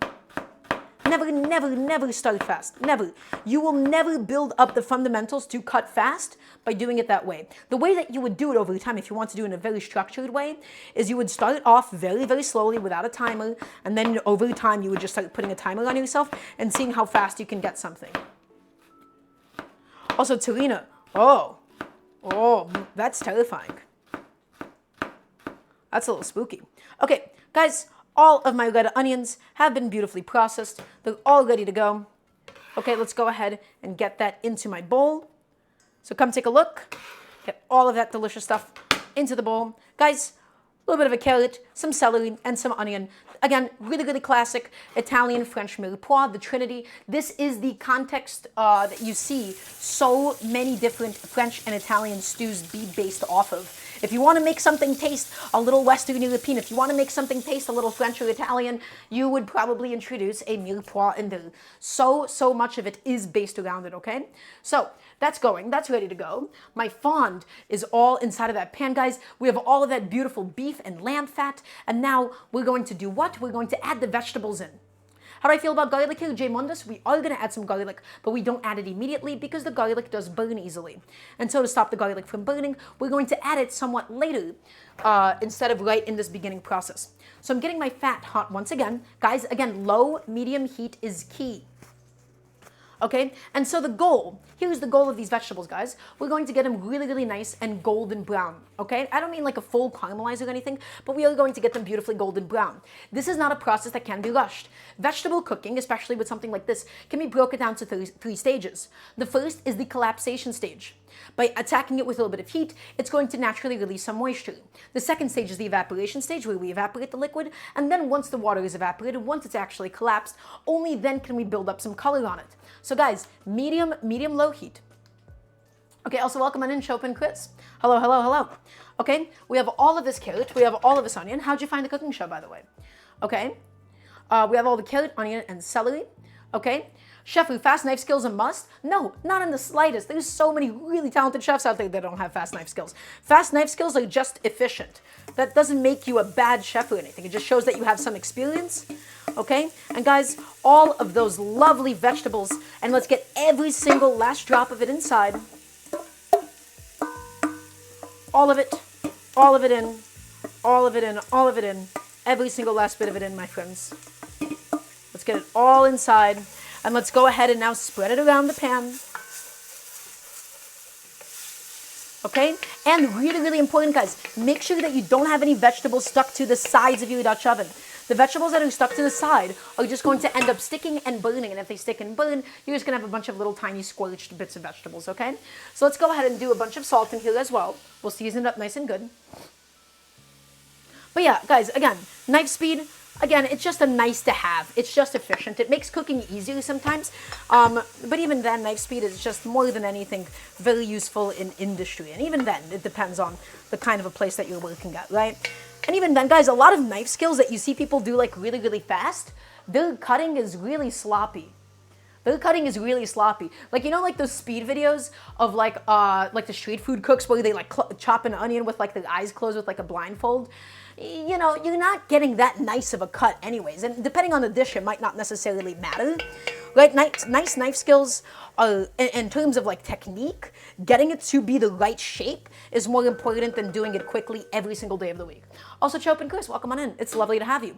If you have any cooking questions whatsoever, please feel free to ask me, because my goal is to teach people how to cook at home, right? So it can be about this dish, it can be about something else. My goal ultimately, again and again, just to teach people how to cook at home. So guys, you can hear that that sizzle has died down, okay? Because we are now in the collapsation stage of the vegetables. We have started to cook the vegetables in a way where the water is beginning to release from them. So the sizzle dies down and we get more of a mid-end psh sound. It's about to start cooking in its own liquid, the water is going to evaporate, and then we'll be able to go ahead and properly fry the vegetables in that fat once more. Okay, so let's go ahead and continue processing the things that we need to get done. Guys, the next step is going to be a bunch of garlic. Now, traditionally, in a lot of Italian food, right, and we're talking like mainland Italian food, the way that they sort of add and introduce garlic to dishes is they do almost like an infusion of a whole garlic clove, and then they take it out of the oil. I don't believe in that. I think that's incredibly wasteful and a little bit silly, and also, it might just be my Americanized palate, but I love things to be aggressively garlicky. So, let's talk about actually processing this garlic. Garlic can be a massive, massive headache, my friends. Because of the fact that it's sticky, it sticks to your cutting board, it sticks to your hands, garlic can be such a huge headache to process. And so, I'm going to show you how to do it, and specifically, we're going to be using a garlic press. Because once again, I cannot stand for the life of me chopping garlic by hand. It is incredibly inefficient, slow, and sloppy. So, garlic cloves, we're going to first start by squishing them with my bench scraper, and we're doing this so that we can easily peel them, my friends. Because once we squish them, we separate the skin from the rest of the clove. Yeah, and this garlic press hatred, that's sort of, it's a very contemporary thing, Yuki, where they say, oh, you just need a knife, and then you put salt on it and your cutting board, and then you're spending 5 minutes mincing garlic. It's complete nonsense, okay? Guys, invest in a garlic press. Can I please get a yes, chef? Okay, so let's go ahead and just go ahead and pluck all of my garlic cloves out of the skin. Pluck them, get them done. Pluck them, pluck them, pluck them. Okay, you can see how easy it is now that we gave it a nice little smash. Also, that's not enough, yes, chefs. I would like to see it from everybody watching at the moment. Please and thank you. Okay, this garlic skin is a little bit stickier than usual, but that's okay. He'll come out anyways. He'll come out of his shell, ultimately. Okay. There you go. And guys, again, this is going to be plenty of garlic. I want this to be nice and flavorful today. So I'm going to go back in here. I'm going to go back into my vegetables. I'm giving it a nice stir. I'm making sure that nothing is sticking and everything is beginning to slowly and surely cook down, my friends. That beautiful fine dice, all of that effort that we put into cutting this thing properly, I promise you it is going to pay off, and it was not all for naught. Okay, are you looking for a particular thing with garlic when you buy it? Nope, I'm just making sure that it's not sprouting or anything. You have 3 garlic presses now. I'm happy to hear you, Jack. So guys, I'm just taking a paring knife and I'm slicing off like these dried out bottoms, right? Because it's like the onion root, it's dried out. It's not really the most pleasant eating or anything. Just slice off the bottoms, slice off the bottoms, slice off the bottoms. Okay, there you go. All of that is gone. And let's just scoop it up and into my little waste bowl it goes. Okay guys, these are now my nice, open, empty garlic cloves. Let's go ahead and, with my handy dandy little garlic press, again, if you don't own one, you're making a big, big mistake.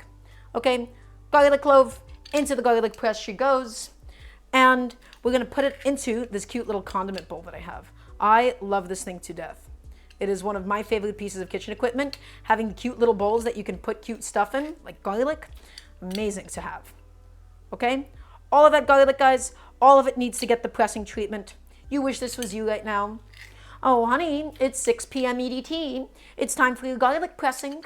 Every single one of it goes through. Sorry, that was cringe.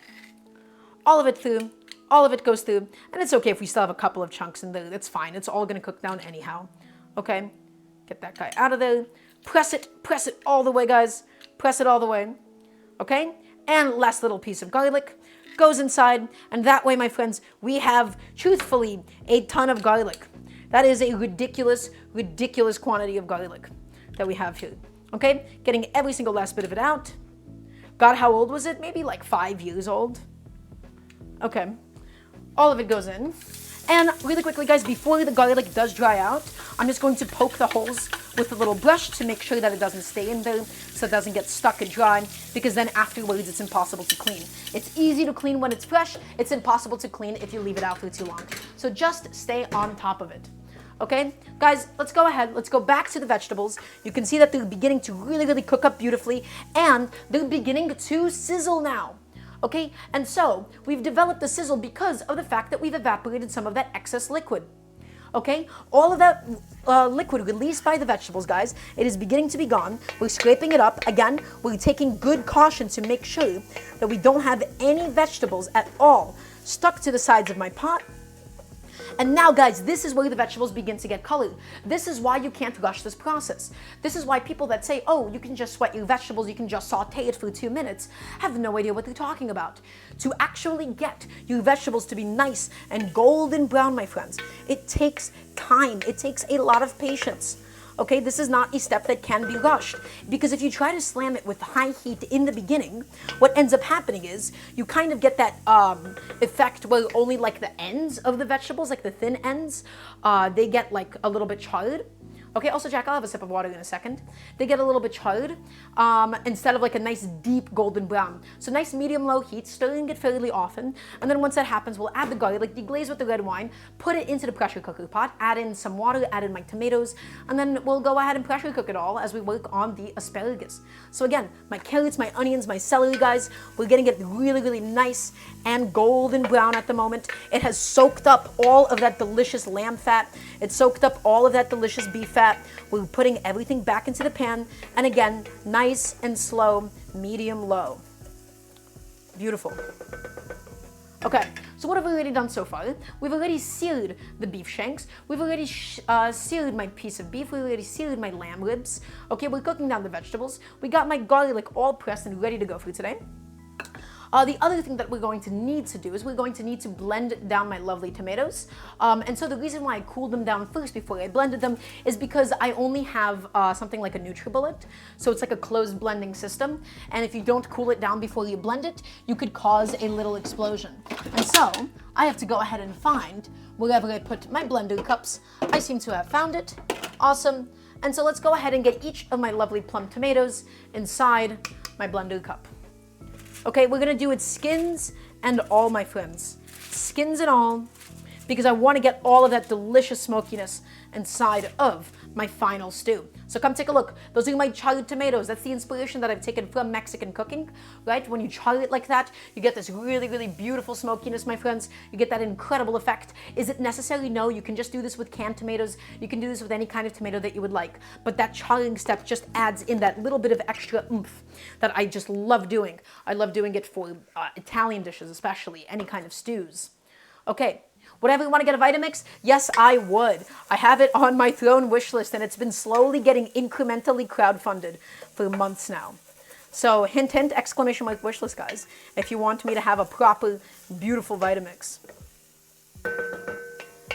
Okay, guys, oh, those vegetables, guys, they smell amazing at the moment, and I know you might just be like, it's carrots, onions, and celery, but cooking onions is one of the most beautiful smells in the kitchen, okay? And why are we cooking it for so long? Is because we're getting it really nice and golden brown, my friends. Again, we're not looking for any mediocre color here, okay? We want to get nice and golden brown, and then also, guys, take a look at my lovely pot here. Look at this lovely pot with all of that goodness, all of those resting juices, right? That's my beef, that's my lamb, that's my shank, all of it inside, just waiting to go for us, okay? And then I'm also just gonna go ahead and clear off a little bit of space.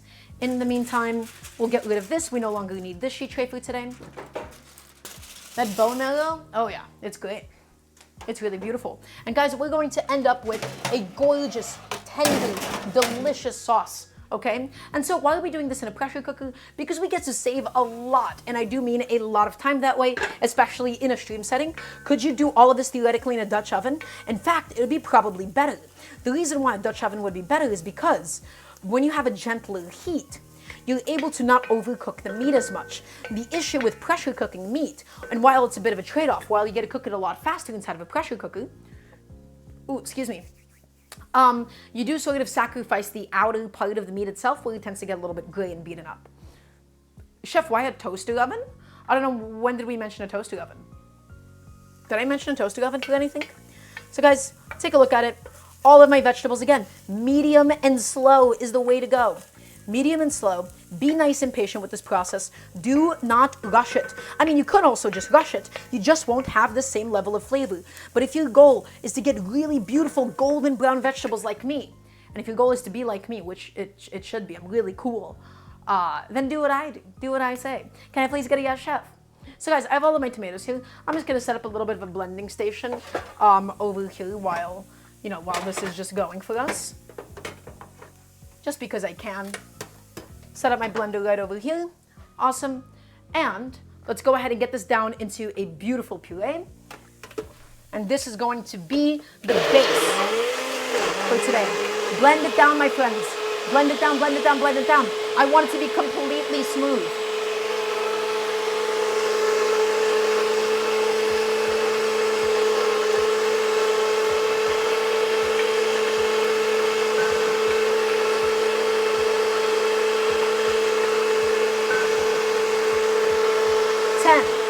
Nine, 8, 7, 6, 5, 4, 3, 2, 1, and take it off. And the reason why we needed to blend it that long is because I wanted to get all of the skin processed. The tomato skin itself tends to be the most tricky part of the whole deal. Okay, it tends to be the thing that gets like caught on the blender blades, and so even if the flesh goes down immediately, the goal is to avoid any of those big papery bits of tomato skin.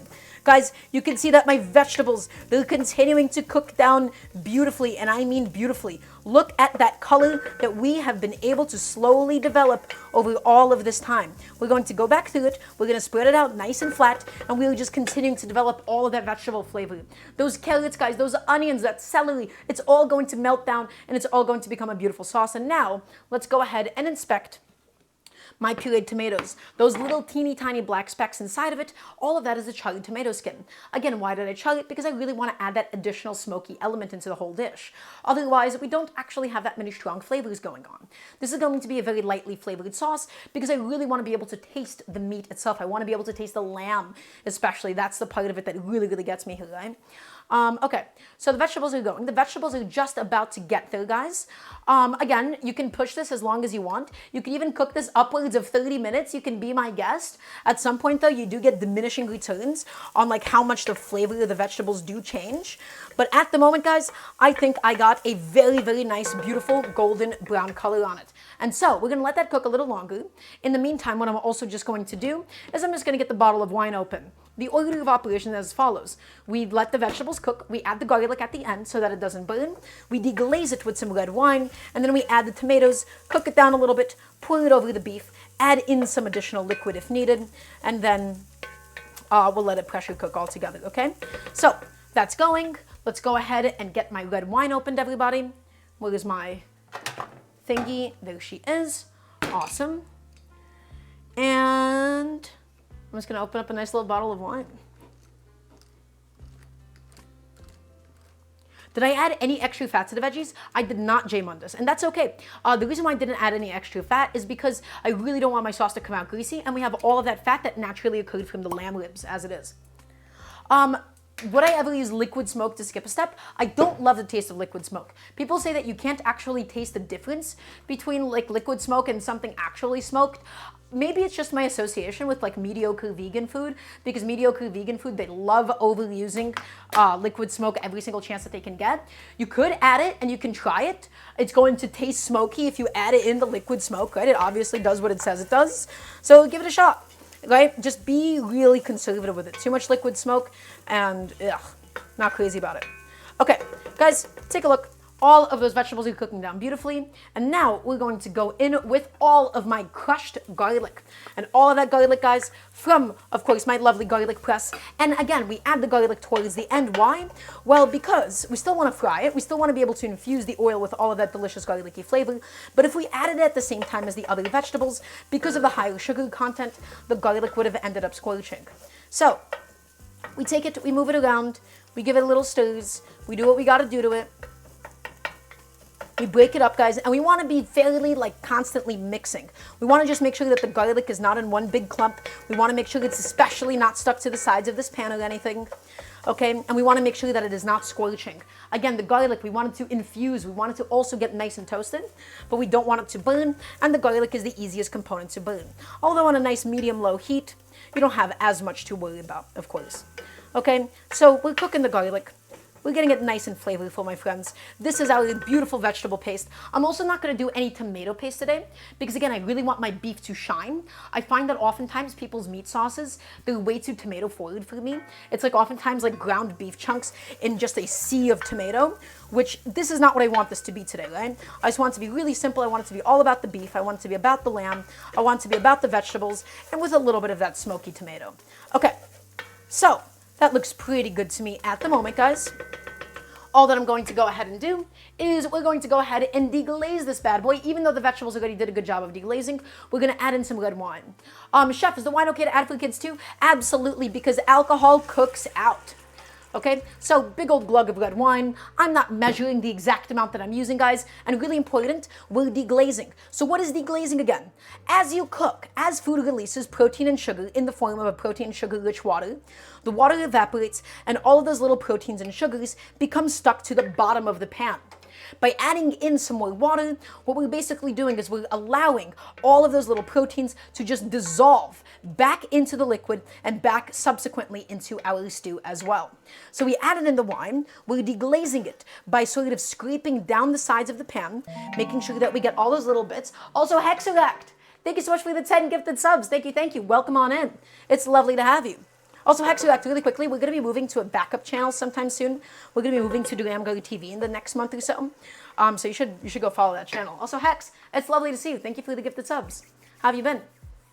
So guys, once again, what do we have in here? Carrots, onions, celery, garlic, red wine, cooking inside of the beautiful beef fat, cooking inside of the beautiful lamb fat, and the extra virgin olive oil. What are we doing now? We're just cooking down the wine until it basically becomes a syrup. We're evaporating the alcohol, even though the alcohol evaporation can happen at any step, not just this one. We're just turning it into a really nice syrup. And then we'll add in my lovely pureed tomatoes, guys. Okay? So we're making sure that no vegetable is left behind, that nothing at all is stuck to the sides of that pan, guys. We're cooking it down. We're getting it nice and syrupy, okay? Chef, is there a sweet that I love and I make an exception for? Brownies, chocolate lava cakes, chocolate cakes in general. All that stuff, pretty amazing for me, okay? Love it to death, okay? It was my cousin's 2-year-old son's birthday yesterday. And so I had some chocolate cake, and it was great. Okay, guys, we're just cooking it down. There's really nothing to rush here. Right? We just want to go ahead and evaporate all of the excess liquid. We're looking to really, really concentrate the flavors here. Okay, and then it's going to cook down even more once it comes out of the pressure cooker. But right now, I also just want to get the tomatoes in here, and then we'll go ahead and get everything. Actually, I think I could do the tomatoes directly into the pressure cooker itself. I don't even need to do it in this little pot. So guys, let's kill that heat. We've killed that heat officially. That heat is now dead. And now we can just go ahead and take like a little ladle, and we'll just scoop all of this into the beef, my friends. Scoop all of those vegetables, scoop up all of those aromatics. Let's get it all into my pot with the beef. We'll add in the tomato, and we'll let it pressure cook with some additional liquid. Now, again, I don't have any stock. I'm only using the lamb ribs. I'm just using the bones, all the different scraps that I've already had. If I had some stock, I would use that. You guys could also just add in some powdered bouillon. I wouldn't add box stock because I think box stock is the devil. Box stock costs way too much for what it is. And it is just mostly water weight that you're buying. And at the end of the day, just powdered bouillon is better than most box stocks. Guys, either make it yourself or powdered bouillon or something, okay? Are you roasting Tom that you cut up? Shop and Chris, could you rephrase that? I'm not actually entirely sure what you were asking me just now. And that's okay, I'd just love to know what it was, okay? So guys, let's get all of those vegetables inside, every single last little guy. I want him in, and if a few are left behind, that's okay too. And we'll go back to Dutch oven afterwards.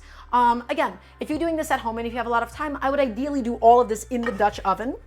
If you just want to do this in a pressure cooker pot, that's okay too. I just don't like using my pressure cooker pot to saute because, again, that stainless steel, it's not very amazing at sauteing, okay? So all of those vegetables are now officially in. We can go ahead and take this off the heat. Guys, this is my lovely pot. Okay, so at the moment, this has all of my beef shanks.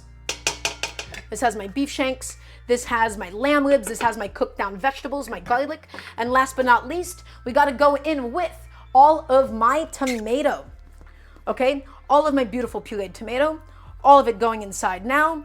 And we're also going to do a little bit of extra liquid because the goal is to get things really, really covered up inside of that pot, okay? So a little bit of extra liquid, wash out the sides of it, not waste anything, but really we just needed some additional moisture in here. Not too wet. And I think that should be good, guys. And all that I'm gonna do is I'm just gonna make sure that all of the beef, all the lamb ribs are nice and evenly distributed throughout, okay? So maybe not with the ladle. That might have been the wrong choice of equipment here. But with everything else, I'm just gonna take it, I'm gonna mix in the vegetables. I'm gonna make sure that the tomato puree is not just exclusively settling to the bottom.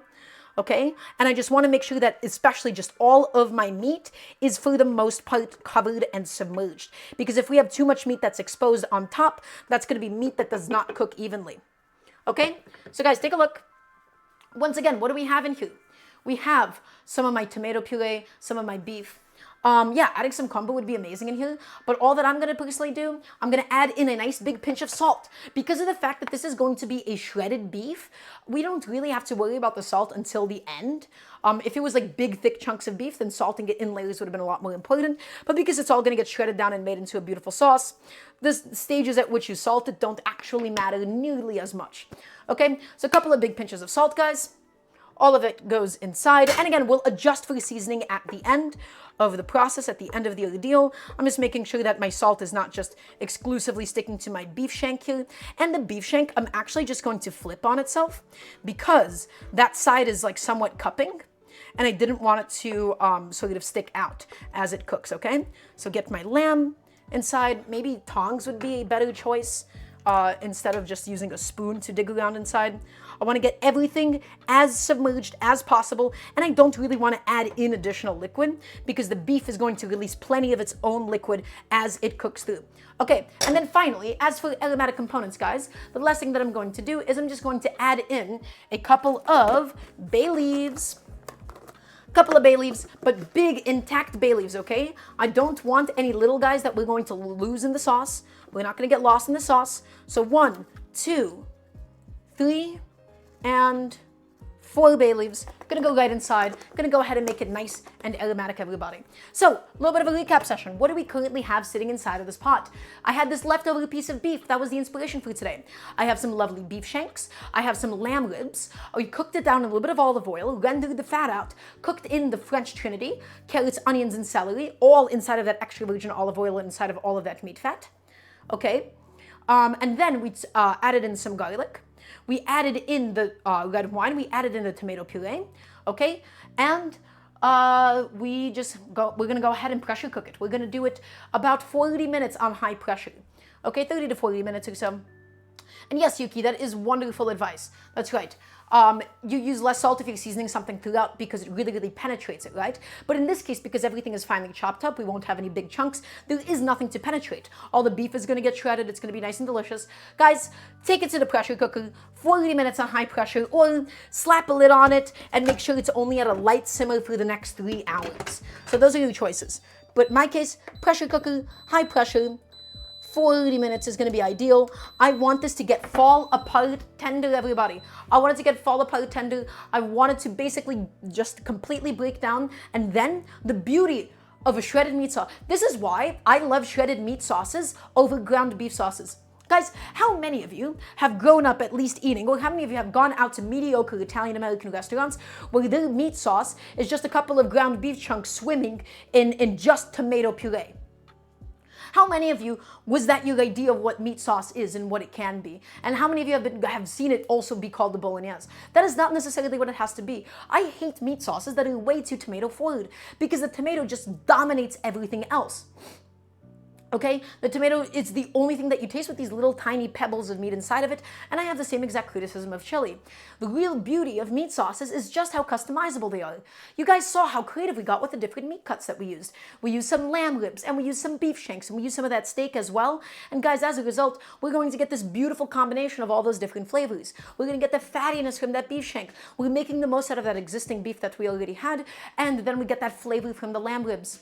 So, by braising it down, shredding it down, the shredded meat fibers, they almost act like a mop. They mop up the sauce. Ground beef, it tends to be like pebbly throughout, and that's not to say that ground beef is bad inside of a meat sauce. They're just different textures. A lot of people just haven't experienced a shredded meat sauce. Okay, or just a regular ragu. And the beauty of this, guys, we're gonna get all of these delicious, tender, fine shreds of lamb ribs, of beef shank, of all of that delicious steak, all of it throughout. And those fine fibers, guys, they hold that sauce together like a mop. That's why I love shredded meat sauces more than ground meat sauces. Okay, that's what really makes it so special for me. So we're not gonna need, ugh, that sucks. I don't drink because of my liver, but I'm going to put my wine away. I'm not going to need it. I'm completely unaccustomed to the taste of alcohol anymore. I can't drink medically, but I just want to have a little sipskis. And guys, as always, because we have a little bit of downtime, everybody, what do we do when we have downtime and we cook at home? We clean. Everybody, cleaning is essential. You cannot be a home cook without good cleaning fundamentals. We are now what I would like to call passive time. Okay? In cooking, there is a difference between active time and passive time. Active time is when you're actively over a stove and stirring something. Passive time is when we are waiting for food to get pressure cooked, when we're waiting for a pot of water to boil. We have a little bit of downtime, so keep up your momentum. Don't go sit down on the couch now. Now is the time where you're like, okay, this blender cup, I can go ahead and throw this into my dishwasher because I have a moment of time available. This meat rack, I can also go ahead and throw this into the dishwasher. Guys, clean, clean, clean. clean as you go, and you will not be left with a mess afterwards. But if you neglect your cleaning step, you are going to get a mountain of dishes afterwards, okay? And this little condiment cup as well, that can just go. This little guy I'm gonna go ahead and throw into the sink a little bit. And so, guys, we don't really have that much more work to do in the meantime. This is going to be a little bit chill. Is everybody ready for that? We're gonna have something nice and chill.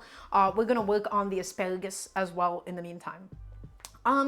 So I guess we can also just take a second to talk about some of the choices that I've made about today. So I have a little tool here that you might take note of. This is called a gravy separator or a fat separator. And this is actually a really, really fun tool. And what this essentially does is, how many times have you ended up with a stew, with a sauce, where it's like a little bit too greasy? And typically conventional wisdom is to cool it down, the fat solidifies on top, and then you're able to take it out. The reason why I really like this tool is it takes advantage naturally of the mechanics of how water and oil interact. If you put something that has mixed water and oil inside of it, the oil, okay, is going to rise to the top and all the liquid is going to fall to the bottom. And at the bottom, you have like this little tiny rubber hole, okay? And you go ahead and you click it, you open it, and that lets you drain the liquid. So why is this really useful? When you have a big pot of stew, it can take forever to cool it down enough. Okay, it can take it forever to cool it down enough that you can pick out the fat after. Buying a fat separator is just really nice in the moment, right? Because you don't have to spend an hour cooling or chilling something down to take the fat off of it. You can just do this by pulling it in, letting it settle, and then we drain off the liquid from the bottom. Oftentimes, when you're working with fatty cuts of meat, you want that fat to some extent. You don't necessarily want all of it. You want a rich sauce, but you don't want a greasy sauce. Chat, do we want a greasy sauce? I want to hear a nice no, chef. And so that's why I have this tool here. Now, there's a couple of alternatives. One thing that I've seen people do before, at least in the content world, is I saw them take ice, put it inside of a ladle, and they sort of move it around the pot, and that causes the fat to chill, solidify, and then you're able to pick it out after. That's also another technique that I saw, but ultimately, guys, a fat separator, I think, is just going to do wonders for us today. Okay, so that's why I have that tool. That's why what we're going to use today. And then after it cooks, what's going to happen is we're going to take it and we're going to shred up the meat and we're going to cook down the liquid. We're going to really, really concentrate all of the flavors. We're going to have a delicious rich meat sauce. And then, guys, one ingredient that I did forget to mention is we have some peas. Because guess what? I love peas. I have some frozen peas because you can't really buy fresh peas that easily. Guys, I love peas. It's a very Sicilian thing to do. It's a very Sicilian thing to have peas inside of a meat sauce. Sicily uses a lot of peas in their cuisine. But I love fresh green peas because I want you guys to imagine this, right? We have this delicious rigatoni. We have this delicious pasta. We have this delicious chewy pasta. We have this rich meat sauce, those lovely little like shreds of meat, all of that intensity and flavor. And then throughout it, we're going to bite into these little tiny peas that are going to be a little raw. You're awake. It's a little bit fresh, right? You're getting a very nice fresh vegetable bite at the end of it. And so that's something that I really, really wanted to have today. Where did I buy those? In the freezer section. Because you can't really buy fresh peas outside of the South. Ew. J-Mondes, did you say ew to the sweet peas? And it doesn't have to be peas. You could finish it with something like spinach. I just wanted an extra vegetable component because it's just going to make things a little bit lighter. Okay, so I'm going to go ahead and continue to keep this in the freezer. Chat, please don't let me forget about it because I've definitely done this before where I wanted to finish something with frozen peas and then I completely and utterly forgot about it. I'm going to go ahead and put away a couple of other things and then we can move on to the rest of the stuff that you and I, that's us, hi, that you and I would need to do today. Is there food that you don't love? No such thing for me, Shy Chica. I love all food as long as it's done well and it's done with integrity. If it's not done well and if it's not done with integrity, then I have no interest in it whatsoever. Okay, the only thing I'm gonna really quickly do is I need to get a pot of water ready for today because we're gonna be boiling some pasta, of course, and for that we're gonna need a nice big pot of water. All right, so I'm gonna go ahead and do that. And then, guys, we're gonna do some asparagus prep for today. We're gonna do some asparagus prep and then we're going to think about what is gonna be the best way to cook it. So we're gonna keep it chill. This would be a really good time to ask me really deep cooking questions, lifestyle questions, philosophy questions, especially about food, because now the whole process is all gonna slow down. We just gotta wait for the beef shank to cook. We gotta wait for the lamb ribs to cook. We gotta wait for all of that stuff to get nice and tender and shreddable and melty, everybody, okay? So I'm filling up this pot of water through the pasta. Okay, awesome, that's ready to go. The pressure cooker still hasn't built up pressure. Sometimes it takes a little bit of time. Okay, and I'll throw a lid onto it, and we don't even need to worry about heating that up for quite some time because it's still going to be quite a ways away until we cook the rigatoni itself. Okay, what is the worst type of meat to cook with? Jack, there is no such thing as a worst type of meat. There is, in fact, in cooking, something that I really don't like the idea of is something is better than something else. Things are only as good as the intentions that are which apply to them. If your intention is to have a tender steak and you buy an eye of round and you're like, oh, this isn't a good tender steak. Well, yeah, because it's not really a good steak cut. But if you want to do a thinly sliced roast beef with some jus, an eye of round is amazing because of how lean it is and how much meat there is on the thing. So, Jack, when you say what is the worst type of meat to cook with, there is no such thing as worst. So I don't really know what you're asking me. Okay, guys, let's go ahead and let's talk about Mr. Asparagus. Chef, do you know how to work well with the kitchen? And if so, how? I do not. Mallory, I do not, and I hate cooking with others in the kitchen with a passion. And so let me talk to you about a common scenario that happens for me. I love, one of my biggest hobbies, one of my biggest passions in life is beautiful women, okay? And so here's what usually happens. They find out that I cook and they're like, oh, we should cook together sometime. No, that is not what happens. They can go and do what they want. They can come watch me. They can come listen to me talk about food. But I will not have them in the kitchen with me. You know why, guys? Let me tell you something right now. I am in a New York apartment kitchen. This is basically 2 arms wide, and even then I have it good. If I bump into somebody else while I'm cooking, while I'm chefing up, I lose my mind. I have limited countertop space. I can't even really fit one person on this table and one person on that table. I do not love cooking with others. Now, maybe I would enjoy cooking with others in like a massive kitchen setting, but typically speaking, that is not really it. And also, I don't love delegating certain tasks to somebody else because I love, if I'm cooking for somebody, I'm putting in a lot of love, I'm putting in a lot of effort, okay? I really want to take care of somebody in that way, okay? And as a result, I don't really want to be a control freak with how they do things. So my ultimate answer is, I don't actually think cooking with other people in the kitchen is for me besides maybe Yuki. In fact, Yuki, if anything, I think I would be the one that annoys you above all else. Okay, the only thing that I would do with somebody is like make pasta together, make dumplings together, right? You would sit down and do that together, but otherwise, I'm pretty specific about how I like my things cut. And so instead of forcing somebody else to do that, and it's not enjoyable, trust me, I've put many women through the hell that is cooking with me. I will either have them do something else or have them go by themselves. I sound like a debate streamer. Well, MLQ, I'm a video game commentator for a living. I talk for a living, so maybe, I suppose that is just natural. Okay, that is just natural. How do I feel about cooking backseating, asks Jay Mundus. Do you mean like somebody like watching me? Amazing. Somebody telling me what to do? Most people are completely unqualified, okay, to tell me what to do in a kitchen setting. Well, rather they give me suggestions and then they need a lot of time to catch up to me. So I'm not trying to seem egotistical right now. I've just been cooking for a very long time and I haven't gotten really any opportunities to cook with other people that have been cooking as long as me, okay?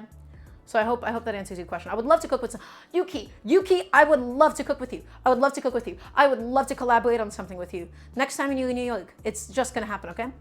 Okay, so guys, we have all of this lovely asparagus here. So there is a massive misconception when it comes to celery processing. On the list of things that people just kind of said one day and they started doing, guys, how many times have you seen this technique where they say, oh, to get rid of the woody part of the celery, you have to snap it? How many times have you seen something like that? Okay, let me tell you right now, guys, complete and utter nonsense. Not celery, asparagus. Okay, this technique of snapping it like this is complete nonsense, and I'm going to tell you why. All of it is user dependent. It is dependent on where you put pressure and is dependent on how you snap it. This doesn't naturally get rid of the woody part. It does not at all. In fact, oftentimes, guys, I want to show you something. This was an asparagus that I demonstrated. Okay? Should I even answer at this point? Should I, Chica? Well, I'm not sure what you're talking about. So guys, take a look. Look at this asparagus. Look how much was lost. Okay, so while that's good edible flesh, this is an incredibly wasteful process. So guys, instead, I'm going to show you how I want you to do this instead. Here is the woody part, right? We can tell if we take a very, very small cut out of it, right? We want to go ahead and we want to compare the two different cross sections of what the tender part looks like. Okay, and the difference is the core is a little bit whiter here, but ultimately it's the outside that tends to be the most fibrous, guys. So all I'm really going to do on the parts that are like the lightest green, I'm just going to trim it off just like that. And that's the only part of the asparagus that I'm going to end up trimming off, right? Something like this, something really, really nice and easy, guys. Again, we don't have to waste the entire bulk of it, okay? Also, Shy Chica, the answer is you can answer it if you would like. It's more rhetorical than anything else. So we're just going to go through this, guys. We're just going to trim this up a little teeny tiny bit for us, okay? Again, nothing too crazy. You mostly get all of it out with just like a little cut. And then we could also just peel the bottoms if we would like to. Okay, so you can see this was a asparagus stalk of a similar length. How much more of the stalk of asparagus we're able to keep this way. And I don't think I'm going to necessarily use all of this today either. Okay?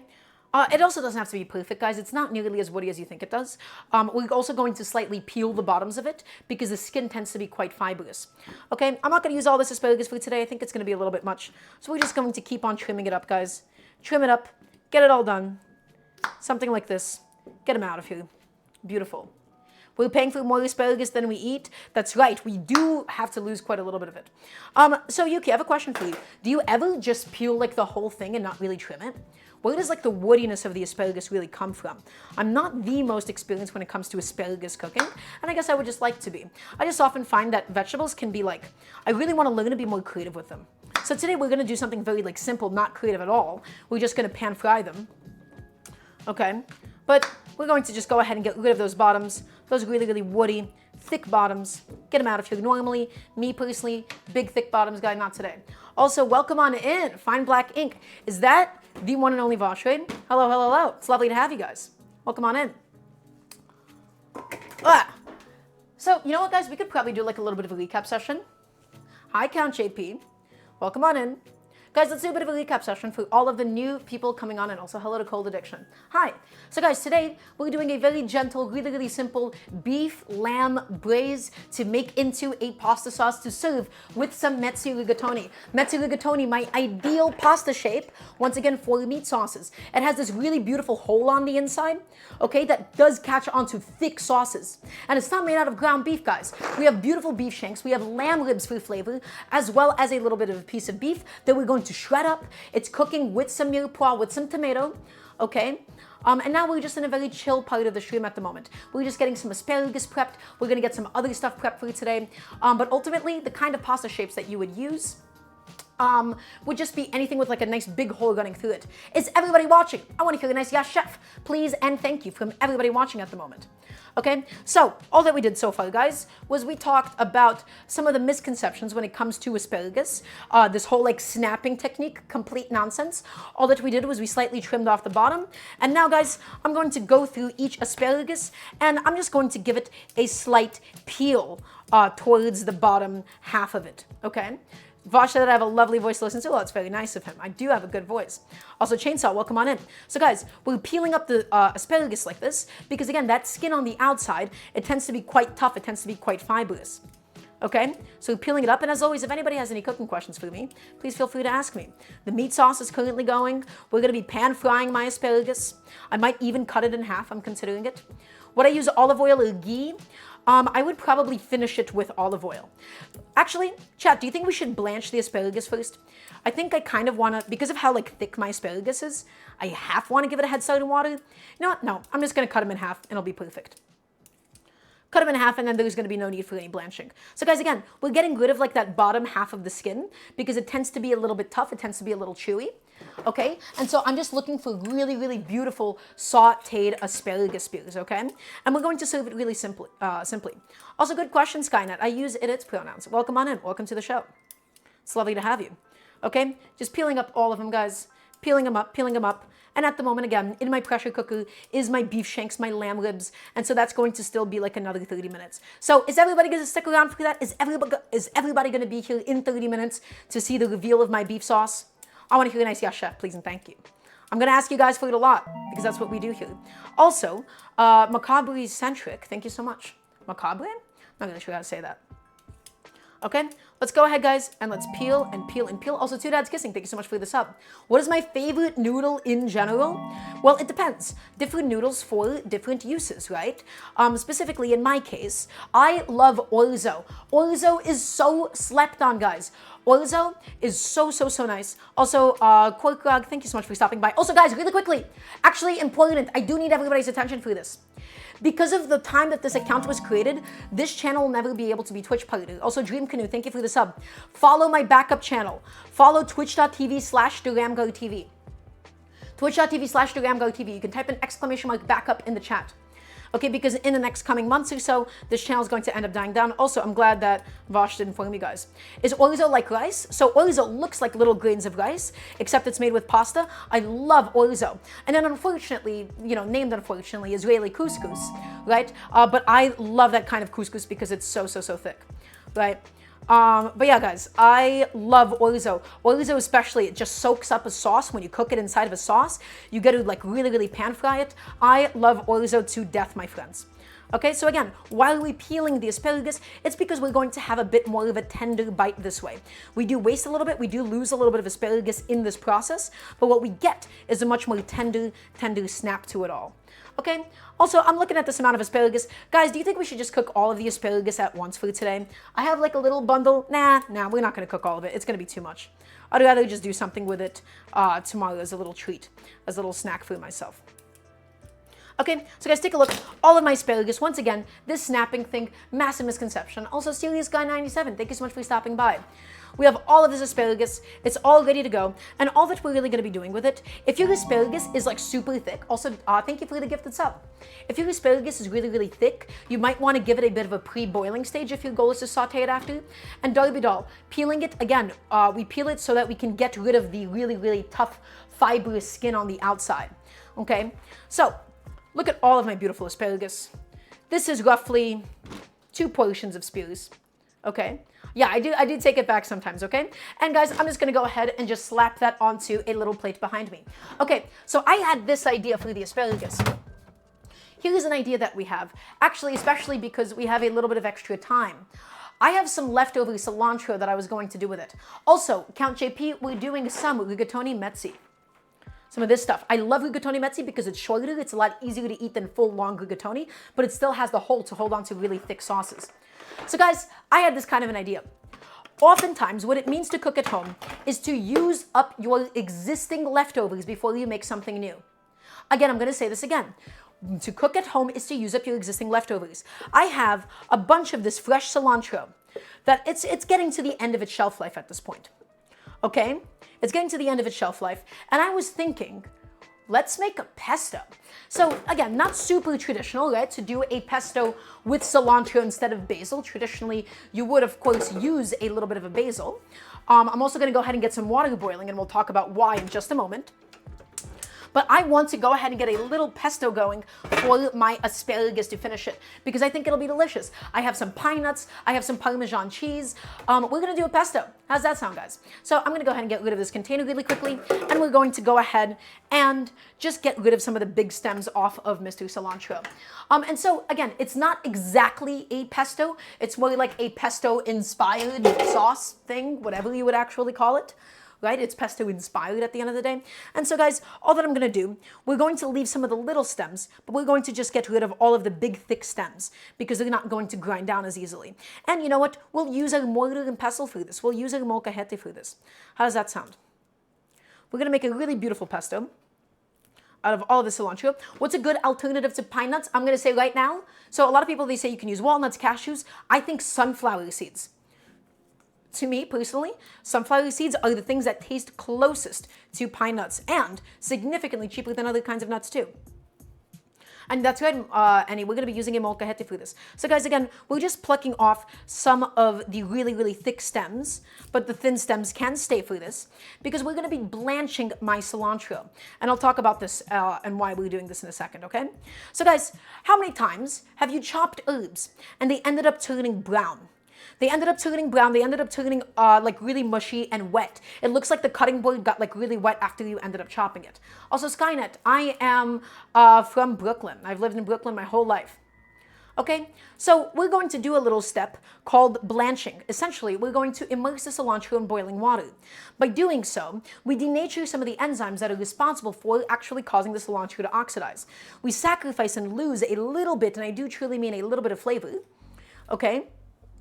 But what we end up getting is by quickly putting it into boiling water, shocking it, putting it into ice water afterwards, what we end up with is cilantro that stays green a lot longer. Guys, I want you to imagine a molcajete. I want you to imagine a moro and pestle. What is it doing? It's grinding and crushing the food inside of it. If you were to eat this pesto immediately, then it would be just fine. But imagine you wanted to let it sit out a little bit. All of those ground up herbs, what would happen to them is that they would turn brown, oxidize, and end up losing more of their flavor. And so by first giving it that pre-blanch stage, what ends up happening is we give it a lot, and I do mean a lot more longevity at the end of the day. We allow our pesto to be a little bit more fridge stable. We allow it to just sort of sit out in case we're not eating it immediately. And so guys, we have to now go ahead and get an ice bath ready. Okay, so I just have this bowl that I previously used for some of my vegetables. I'm going to go ahead and get a couple of blocks of ice inside of it. And why am I setting up an ice bath? Well, if you overcook the herbs, also, Aoife, thank you so much for the raid. Hello, hello, hello. Hello to Kaze. Welcome on in, everybody. It's good to have all of you. We'll do another recap session in just a second. Guys, if you overcook the herbs in the boiling water, what's going to happen is you're going to get a bunch of just herbs that have completely lost their flavor. Okay, herbs, they cook up super, super quickly. They cook up so quickly that if you were to steep them a little bit too long in that boiling water, they're going to release all of their flavor inside of it and essentially make a tea. Okay, and so by having this little ice bath with some nice ice cold water with this big old comically large ice block inside of it, okay, we take the herbs out of the boiling water, we shock it in the ice cold water, and that stops it from overcooking. And that's right, Kaze, exclamation mark Patreon. Guys, if you like the cooking show, if you like what we do here, if you want to support what we do here, please, please, please check me out on Patreon, because my goal is to get this to be full time one day. Okay? So please, please, please, any and all support would go a really long way. Okay? So, guys, ice block. We're going to go ahead and get some water in here. Some just nice cold water from the tap. Okay? And I'm going to show you exactly what this process is going to entail. Once again, everybody, all that we're going to do, we're going to take this cilantro, we're going to plunge it into some boiling water whenever it does end up getting there, okay? Shock it into the ice cold water, and we're going to make a lovely pesto. And that's right, Chloe, my backup channel, exclamation mark backup, twitch.tv/DaramgarTV, because I'm gonna be moving there over the next month or so, okay? So guys, all of this lovely cilantro, we just have him all ready to go, and my pot of water is currently coming up to a boil, okay? So I'm just going to go ahead and get rid of a couple of things, make a little bit of space for this, okay? And we're going to go ahead and get my ice water ready. So guys, a tool that I really, really want all of you to invest in, and this is something that is a little bit more contemporary for home cooks to start using. This is called a spider, okay? Would I be able to make a pesto with nettles? Yes, Jack, you can. In fact, I think I saw a couple of like British foragers use a nettle. Okay, so guys, this is called a spider. So this was typically used a lot in just like a lot of like East Asian cooking. And then only recently have I started seeing people start to use one of these at home. Spiders are very, very nice because it lets you quickly scoop something out of boiling water or something that's deep frying. Imagine instead, guys, if we were to take tongs. I want you to look at the difference in surface area of tongs. You have this little bit of space as opposed to all of this. It is critical that you have a tool that can quickly scoop up the cilantro. I know I'm going on a lot about this, but with a small tool like something like tongs, okay, here's what happens. You put the herbs inside, you count 10 seconds, you take it out, but you can't get all of them in one fell swoop. Okay, you can't get it all in one fell swoop, and then you have a lot of herbs that are overcooking in that liquid. Okay, inside of all of that boiling water. Because of the fact that we need to quickly remove it, guys. Spiders, once again, and if you don't have a spider, you can just do like a strainer to scoop it up with. Again, a spider will go a really long way. And all that I'm really doing at the moment is just taking this and bringing it up to a boil. For the pesto, we're gonna need 1 clove of garlic. So let's go ahead and get that processed. And yeah, it's more like, this is new for home cooks to have it, Kaze. Okay, we're gonna have a little garlic clove. Okay, and all I'm going to do is I'm going to first crush it, just like this with my bench scraper so that we can peel the skin off. You guys can see how easily that skin comes off now. And then I'm going to cut off the root over the garlic itself, and that is going to be perfect. Okay, that's going to be perfect for my uses today, which is going to be to make a lovely last-minute pesto. Guys, what do you think? Just asparagus with some pesto? Does that sound pretty good? I think that sounds pretty good. Okay, and I can just go ahead and have a separate plate ready to go with all of my stuff for said pesto. Jack, thank you for the reminder about the peas, but we'll get through all later on. Okay, so at the moment, guys, has my water come up to a proper boil yet? It's getting there. It's getting there nice and slowly. Let's go ahead and process my Parmesan for this pesto. So, is this a traditional Italian Parmigiano Reggiano? No. This is an American Parmesan. What's the difference? American Parmesans, they tend to be aged in plastic for shorter amounts of time. Does that mean that American Parmesan is inherently worse? It does not. The only thing that it means is that it is a little bit milder. It's not aged as long, and as a result, the flavor is not as intense. You can use pecorino. Guys, don't listen to any Italian that says, I'm not good at an Italian accent, only a French accent. So imagine this was an Italian accent. Oh, it must be Parmigiano Reggiano. Okay? No, absolute nonsense. Use what you have available to you. Parmigiano Reggiano is imported and therefore it is incredibly expensive. This is a block of Parmesan aged for a couple of years, not something like a Parmigiano Reggiano. And guys, I have a microplane here, and the reason why I love my microplane, okay, I'm actually just going to do this directly over the plate. I want you guys to see how fluffy and snowy and how fine it just really takes care of the Parmesan. Okay, really, really highly recommend investing in a, microplane. I'm from Brooklyn and can't do an Italian accent. No, I'm very bad at accents. I thought about it for a second. I considered it, and then I didn't. Yes, as long as it's not like pre-ground Parmesan. Pre-ground Parmesan, truthfully, has no place anywhere. I don't know anybody that uses it. Store-bought Parmesan, guys, it can be just a regular old American Parmesan, and it doesn't have to be the super traditional Italian Parmigiano Reggiano. It'll be perfect, okay? I'm very bad at accents and impressions, okay? It is just not my thing. So we have this beautiful pile of Parmesan. We might use all of it. We might not. What makes pre-ground unusable? Good question, Ducks. The issue with pre-ground Parmesan, the stuff that specifically comes out of the green bottle, the green shaker, it has so much filler because you need something in there to stop it from clumping. Pre-shredded cheeses in general, they have filler added to it so it doesn't clump, but that directly makes it more difficult to melt it. The pre-ground stuff is only decent for garnishing, and even the fresh is usually better. Okay, everybody, this is the critical moment.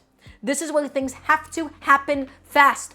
Ice bath, ready for me, all ready to go. My water is aggressively boiling. It's getting there, okay? And this is the same water that I'll be using for the pasta, just so I have to use less dishes. 10 seconds, nothing more, nothing less. Everybody, I need to hear a nice 10-second chef from everybody watching. Please and thank you.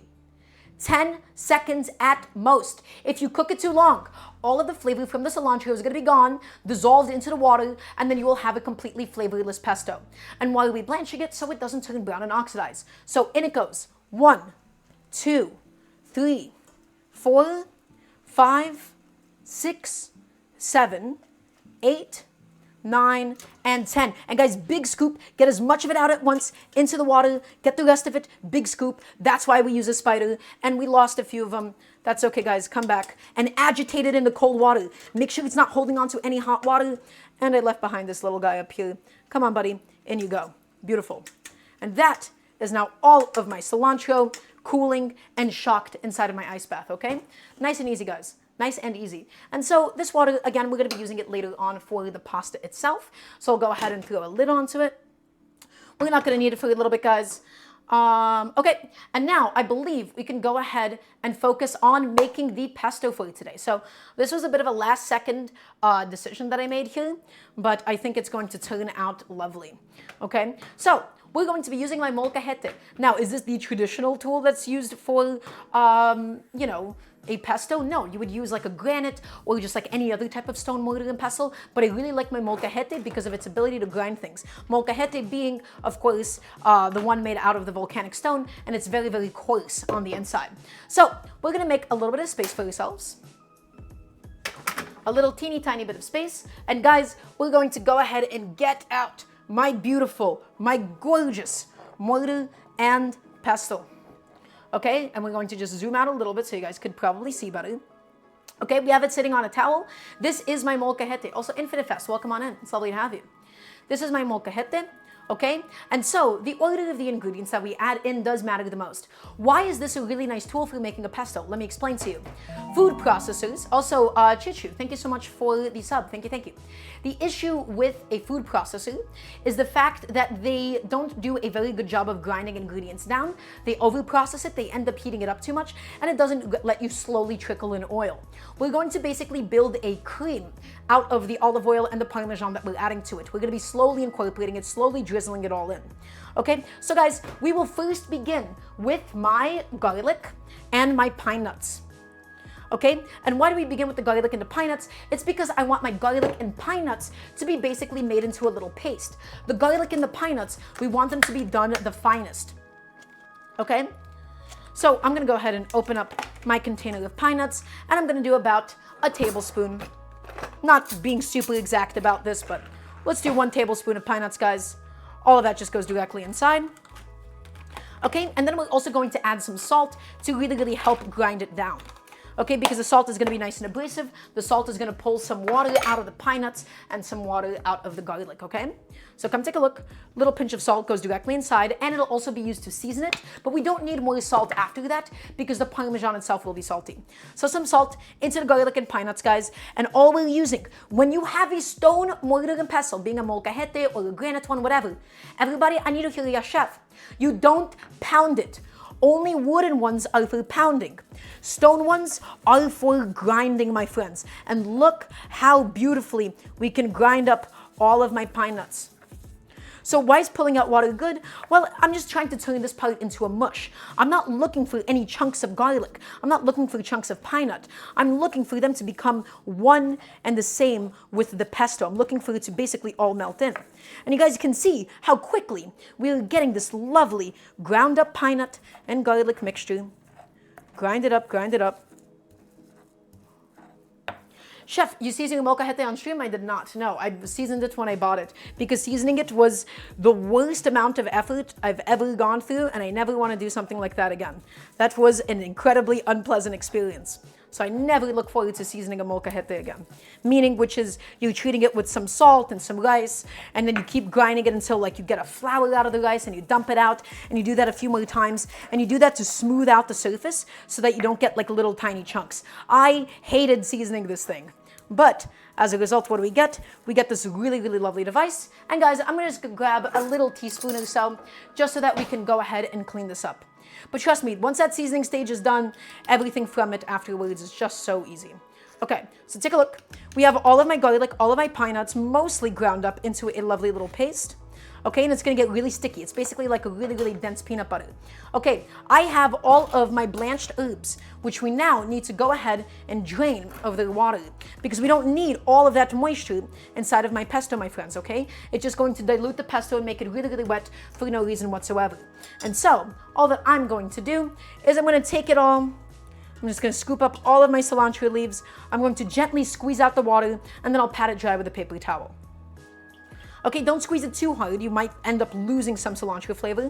But again, we are not looking to get any additional liquid inside of this thing, okay? So, I wash my mortar and pestle with soap.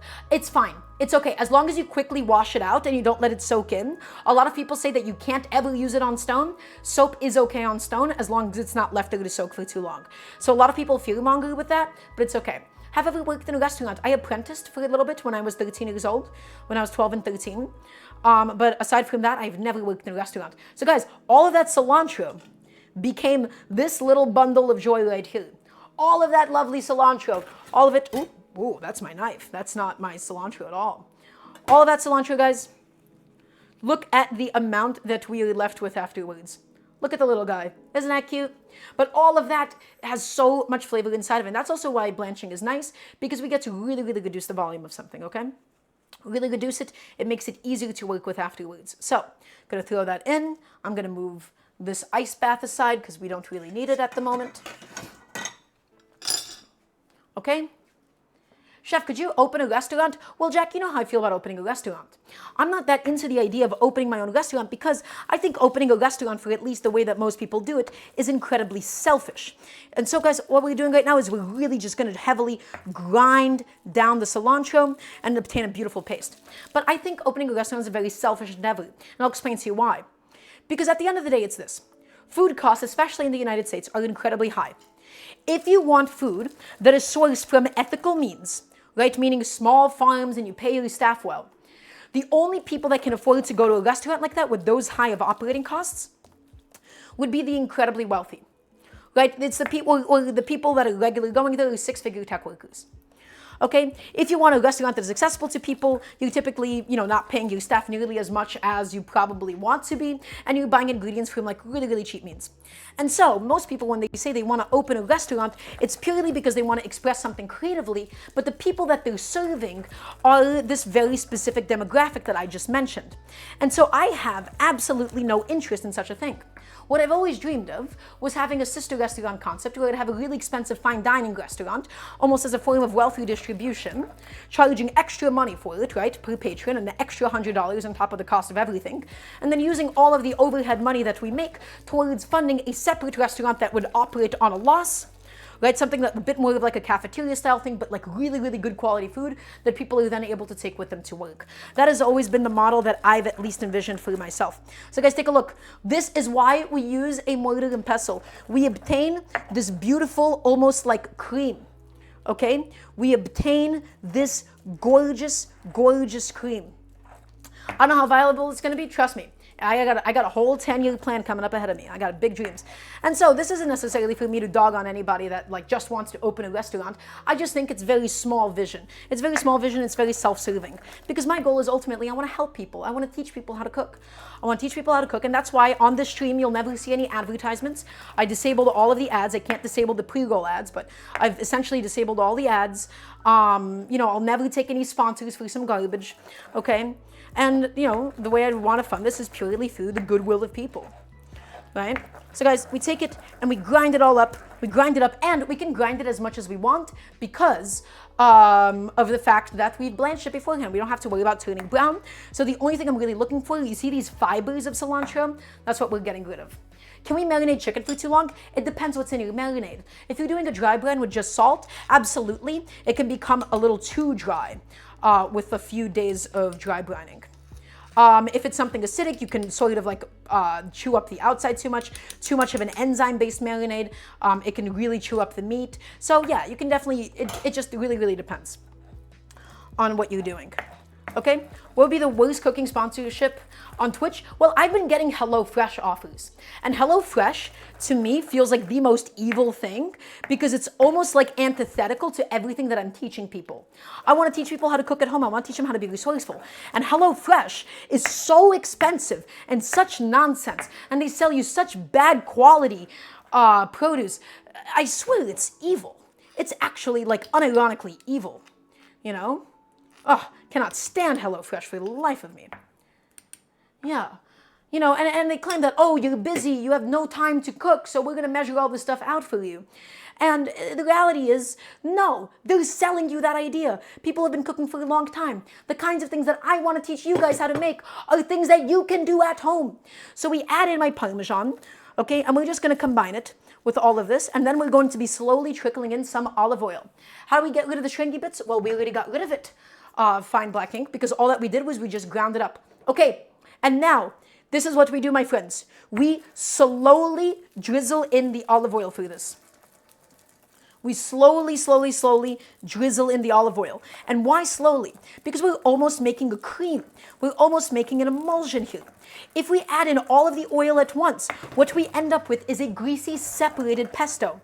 I want to obtain this bright, vibrant cream. Okay, look at the texture of this pesto as opposed to the store-bought ones. We want to obtain a cream, my friends. Food processors, you add in all of the olive oil, okay? You add in all of that olive oil at once, and then it splits and you get something greasy and separated. My goal is to get this gorgeous, gorgeous cream that we call pesto, okay? So we take it and we grind it up, and we grind it up. But yeah, guys, my goal is to have this be completely independently funded. I never also want to paywall information. So guys, as you may notice, if you go to my Patreon, !Patreon, there is no information that you can buy there. My Patreon is purely for people that have money that want to support what we do here. My goal is to be able to do this cooking show full time, but I never want to keep reproducible, copyable information gate-kept and paywalled. So the Patreon is purely if you want to support me, hint, hint, ! Patreon, or you just scroll down and go into my About section. But the only reason that you would be doing that is because you really want to support what we do here. You will never get anything else in return aside from access to a private Discord. But I will never have Patreon exclusive videos. I will never have any of that stuff because, again, my goal ultimately is I want to benefit people. I want to teach people. Okay? So, guys, look at this gorgeous cream of pesto that we are developing. Look at that pesto. Look at that pesto. Look at it. Beautiful, isn't it? And so that is what we get by doing this really, really slow method by using a mortar and pestle instead of, just defaulting to a food processor, right? Because food processors, that's right, they heat it up too much, right? And we just blanched ours beforehand to stop it from turning brown. Oof, my arm is getting a little bit tired, but that's okay. Again, we're just taking all of this stuff, guys, and we're grinding it down, and we're not going to need that much olive oil. I think this is going to be plenty for today. And so the only thing I want to do now, guys, I just want to give it a little taste. See how we did? Woo! That's a lot of garlic in there relative to, oh, I think I need some more oil for sure. Definitely just to at least counteract that garlic for like a second. And then as it sits, it's going to lose some of that garlicky flavor. But guys, that is a delicious pesto. The Parmesan comes through. That is really, really beautiful stuff. Okay? What would you say to people that don't have money but are super curious about how you got to be such a great chef? Well, what do you mean? What do you ask me about? So I'm not really sure how the money thing plays into here, but the reason why I would consider myself quite good at cooking is because I've just been doing this for a long time. Why I really think I got good at cooking, I think I only got good at cooking about 5 years ago when I was about 16 years old, and that's the time that I finally started to build any kind of philosophy.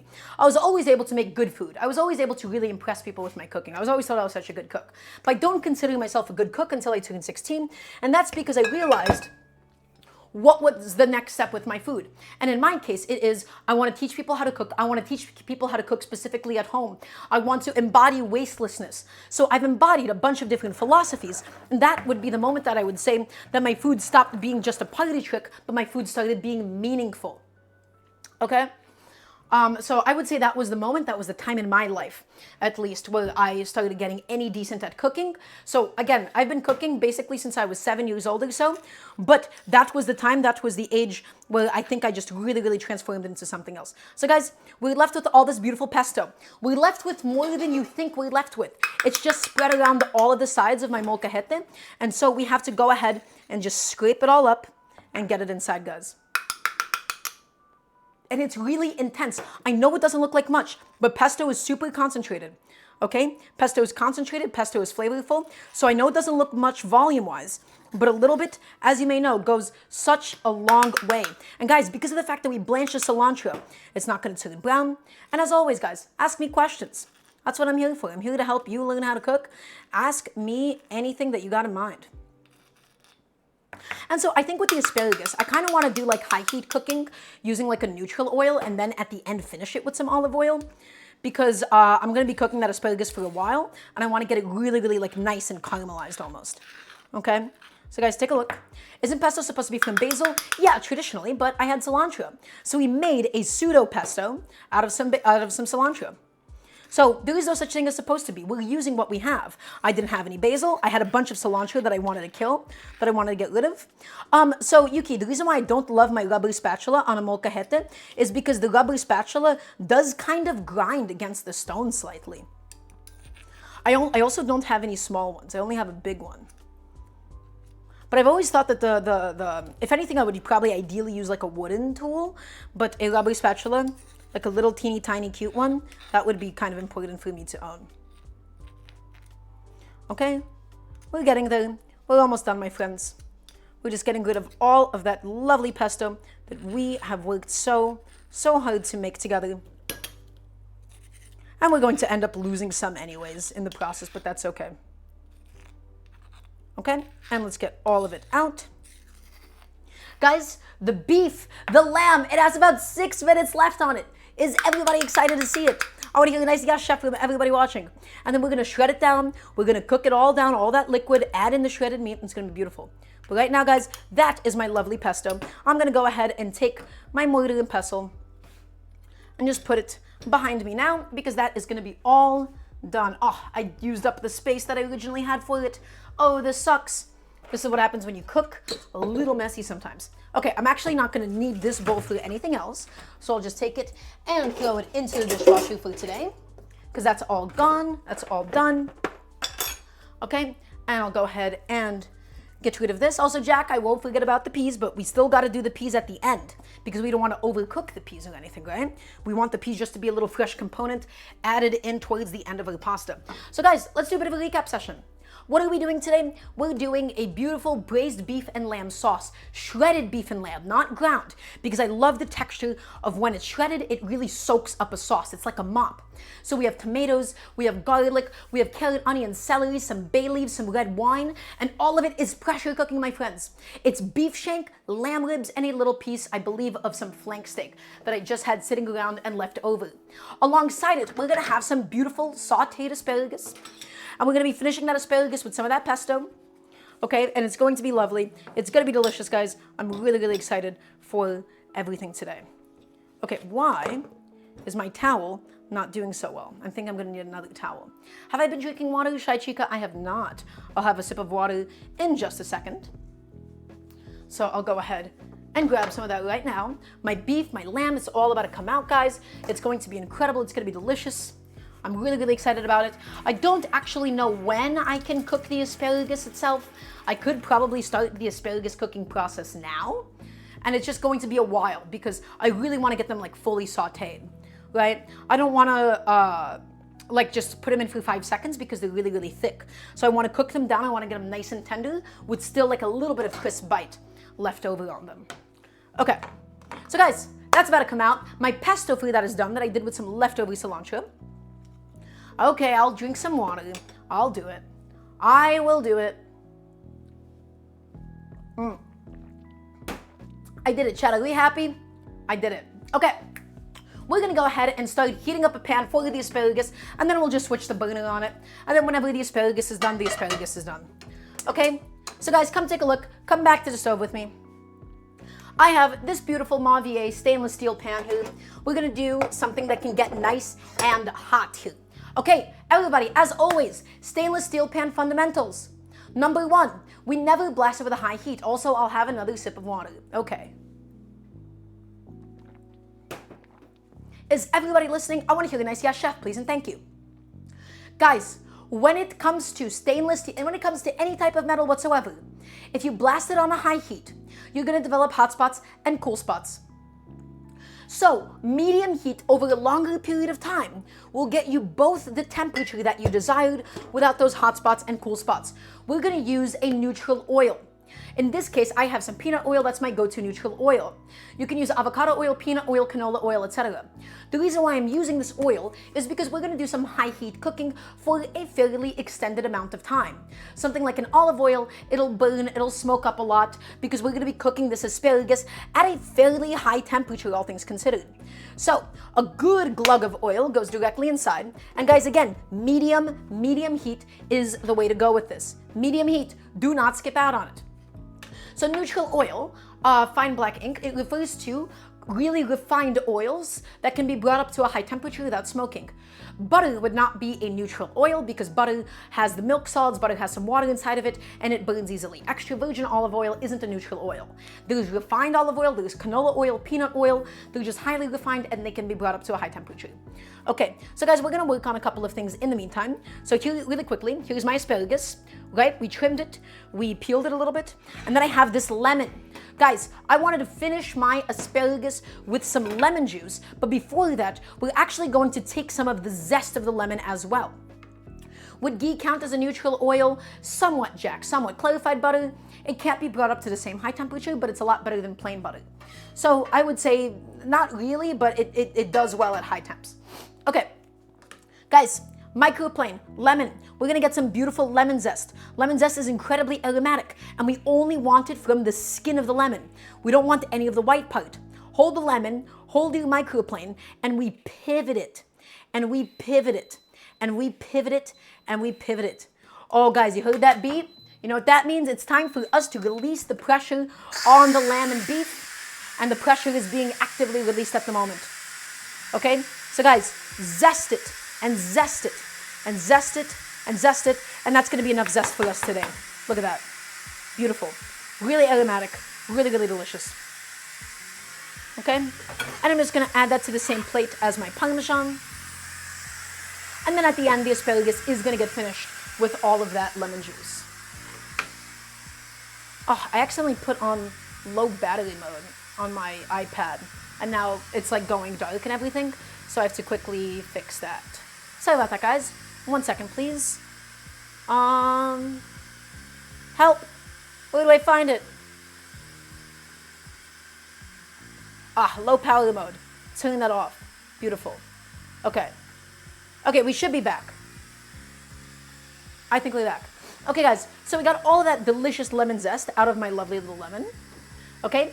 And so the only thing that we need to do now, we're going to go ahead and inspect the sauce. We're going to take the beef out. We're going to shred it up. We're going to saute the asparagus. Once my pan gets really, really nice and hot, we have a generous amount of oil inside. And as always, guys, we heat things up medium and slow. Can I please get a yes, chef? Please and thank you. Okay. Heat it up nice and medium and slow, and then we'll be really heavily sauteing the asparagus, guys. I want to get it nice and beautiful and brown, and we'll toss it in some pesto. It'll be really delicious at the end of it. Okay? Look at it. Gorgeous. Guys, the pressure on my pressure cooker has just about finished releasing, but the sauce is not done. The sauce is not done until I say that it's done, because we still have to cook it down. We still got to boil it. It still has some love and effort that does need to be made. But honestly, I think I'm going to just shut off this pan for now, because I'm a little bit more interested in my pressure cooker and what's going on inside of it at the moment. So guys, let's do the great reveal. Let's look at my lamb ribs. Let's look at everything that we've worked so hard to develop thus far. Okay, wonderful. Is everybody ready to see it? The pressure cooker has released. Ooh, that looks good. That smells really, really good too. Guys, come take a look. Inside is my shank, my lamb ribs, okay, my little piece of beef as well. And so all that we need to do now is we gotta take the pieces of meat out. We're gonna cool it down, shred it up, and then the rest of this stuff right here, guys, we're going to be boiling down. We're gonna concentrate all of that flavor, and it's going to be remarkable. And so I'm just gonna grab a little plate, or a big plate in my case actually, and I'm gonna go ahead and gently try my best to take out all of the meat, my friends. Don't leave any of it behind. So this is my lamb ribs. You can see how tender they've become. This right here should be, oh boy, oh, he is tender. He is ready to fall apart. So gently pick him up, 40 minutes at high pressure. That's how long he cooked for. Let's get some more of those lamb ribs out. And then once this cools down, we'll shred it up into a beautiful sauce, guys. Look at that pile of schmeat that we have here. How'd you find the channel? Cool, Jenna. Well, it's lovely to have you. Welcome on in. So guys, we're taking it, and we're taking this lovely, massive beef shank that we have here just chilling out as well. This guy's going to be a bit of a behemoth, so I'm going to just start by taking some of the meat first. And all of this stuff, guys, is going to become my gorgeous meat sauce. So come on, buddy. Up you go. Pick them up, pick them up, pick them up. Get all that liquid in there and onto my plate. Awesome. Okay? I think that should be all of my bones, all my scraps of meat. I'm also going to take out the bay leaves. Guys, this has the carrots, this has the tomato, this has the onions, this has the garlic, this has the wine, and it's all so, so, so, so delicious. Beautiful. I don't actually think that that's going to be too much fat for us today. So I don't think that we need to necessarily even use my gravy tool for it, but we'll go ahead and take a look. Okay, well, I see. That sounds good. Well, welcome on in. It's lovely to have you. Okay, so really quickly, I do need to make some space here for a second. I've started to run out of space on my stovetop, such as cooking at home, such as cooking in New York. Okay, so I'm just going to put this into the oven really quickly. And then come back to that pot of water in a second. And guys, all that I'm going to do everything inside of this pressure cooker pot is just gonna get properly dumped into the old Dutch oven. Why am I changing the Twitch channel? Because I'm not going to be allowed to become partner on this one, because this was made just before I turned 13 years old. I made this account 9 years ago. And so because of Twitch laws and COPA stuff, we'll never let this channel become partner. Okay, actually guys, come take a look. You can see that we have all of that fat floating to the top, right? We have all that fat. That's why it's glistening so much. I think we're gonna do the fat straining.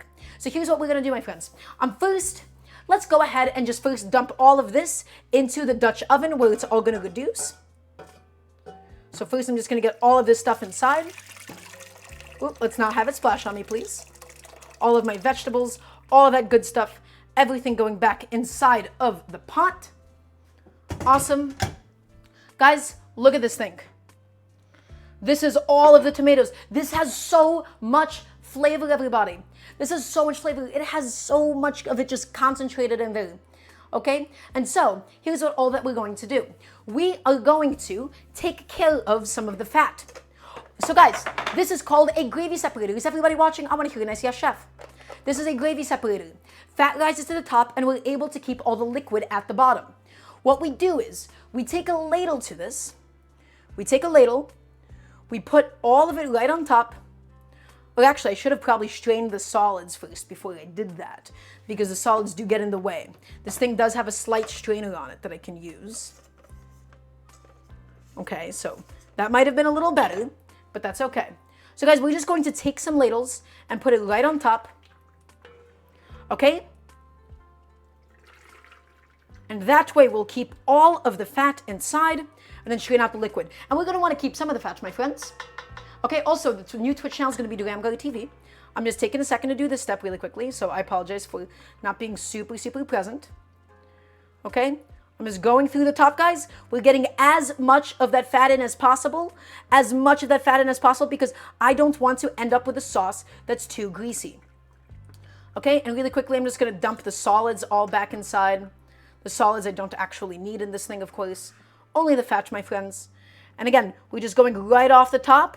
We're getting all of that liquid, all of that fat, and all of it inside of this.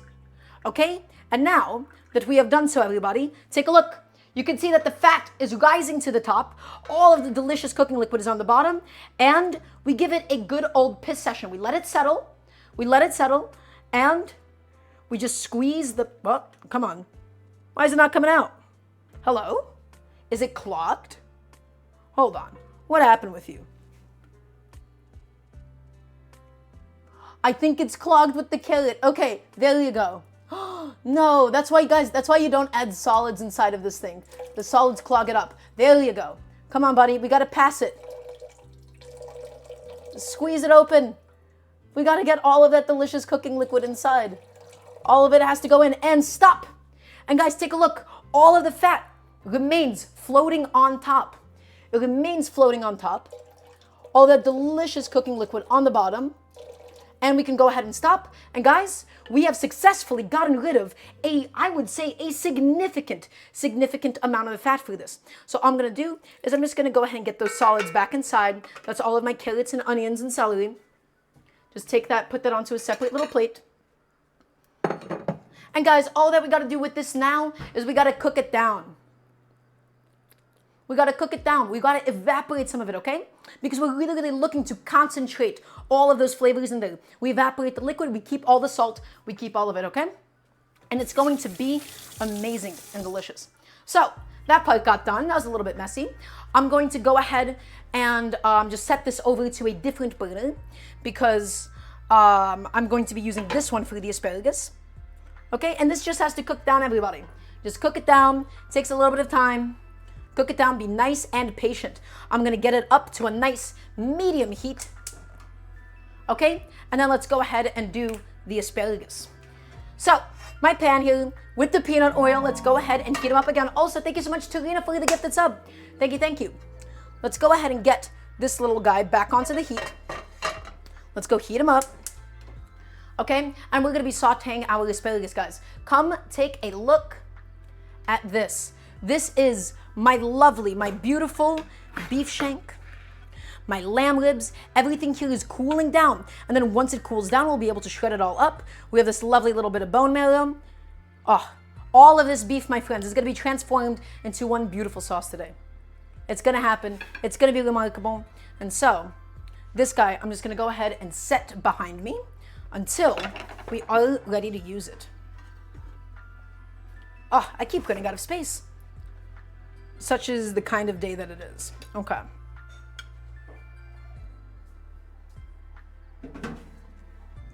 Okay, so that's just going, guys. That's just going nice and slowly. We want to go ahead and we want to take the sauce back up to a boil. We want to cook it down. We want to evaporate some of the excess liquid and concentrate it. So once again, we're getting our oil nice and hot. We're going to be sauteing the asparagus.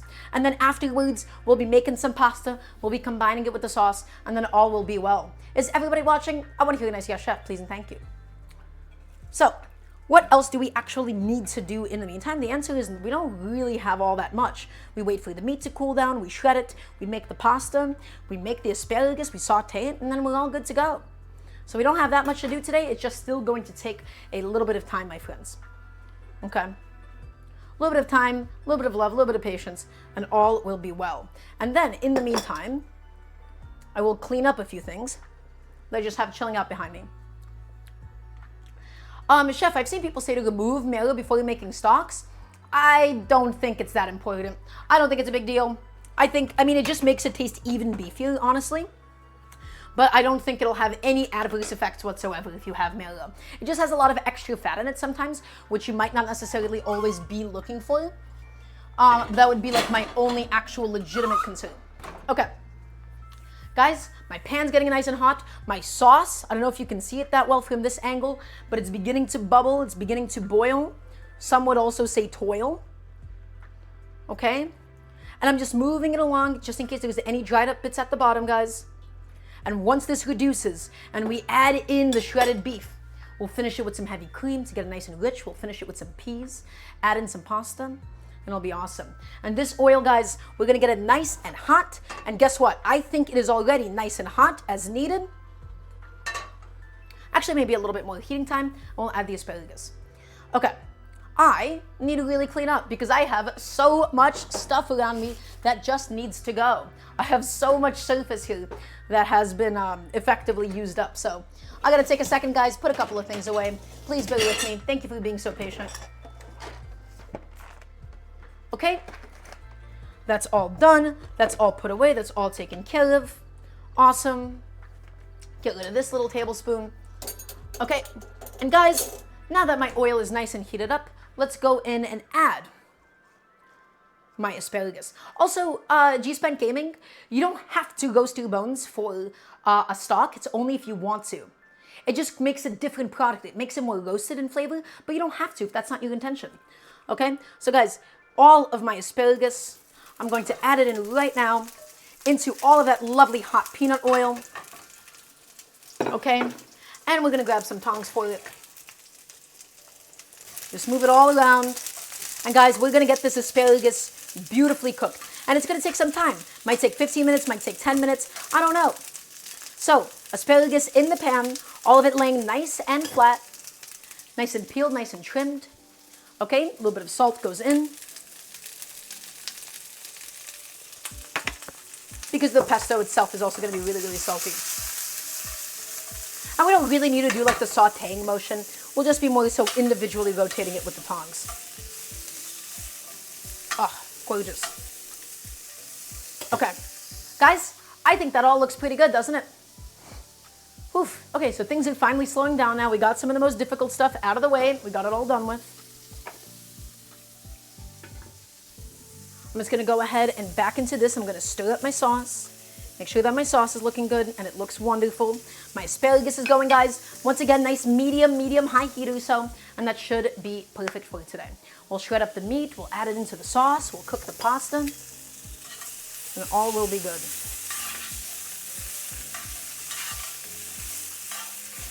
Ooh. And that asparagus is going, guys. It looks really, really delicious. Okay, so let's go ahead and inspect. Let's go ahead and inspect my beef, and we'll shred it up for a little bit.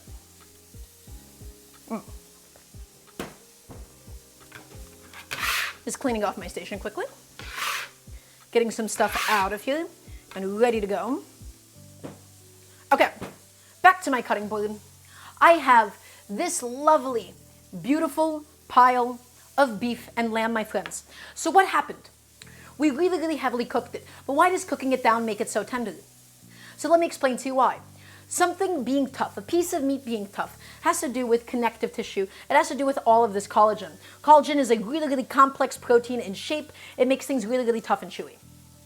By taking this meat and cooking it down to 175, 180 degrees Fahrenheit or so, okay, that is roughly the internal temperature of it, that collagen, at a certain point in the presence of water, turns into something called gelatin. Gelatin, much more water soluble, is then much, much more tender, and so the connective tissue is then broken down.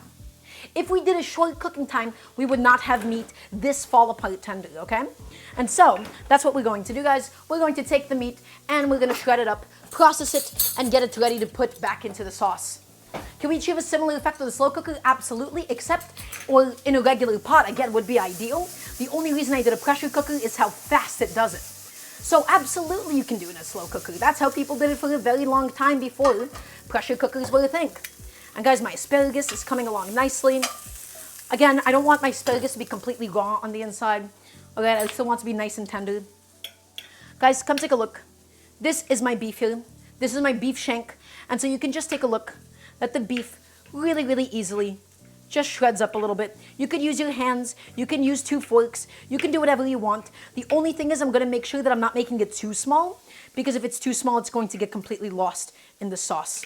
But guys, that beef, fork tender, look at it go. Again, 40 minutes at high pressure did the job for us today. How long do we need to put in a slow cooker? So fine black ink, I don't think I could tell you how long in a slow cooker, but in like a simmering pot, I would say maybe, 3 hours.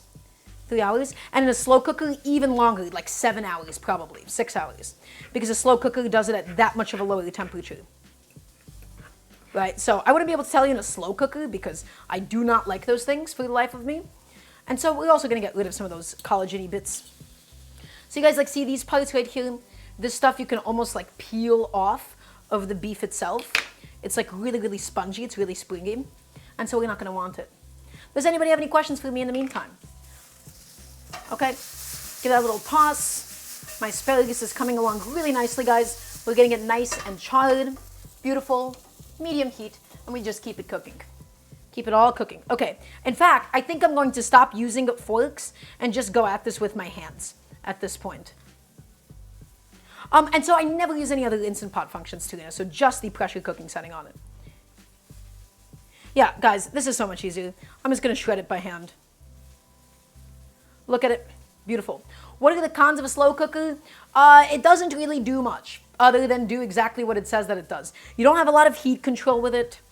You just kind of leave it up, in its own hands, right? I don't love slow cookers.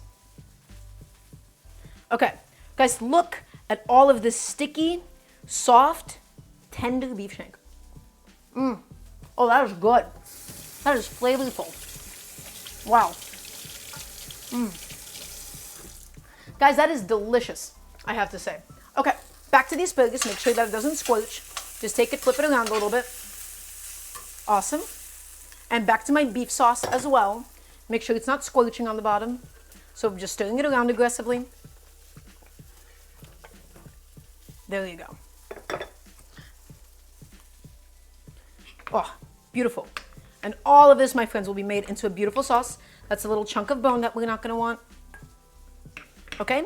And just shredding it up, just so that we don't have any big, big, big pieces in the sauce. I think that looks pretty good, doesn't it? Okay, and then I have this chunk of beef right here, which also really easily, guys, this thing has no bones inside of it at all. And this is what I wanted. This is what I love, guys. Look at these beautiful long fibers of beef. I don't exactly know what cut this was. I'm pretty sure it might have been something like a flank steak. But guys, look at this beef. Look at that beef. It is tender and it's soft and it's all just going to soak up that sauce. Look at it. So that's all beef at the moment. And then we'll go ahead and do the lamb ribs as well in just a second. Okay? So these guys, I'm going to go ahead and take and put onto the separate plate. and then we'll continue shredding.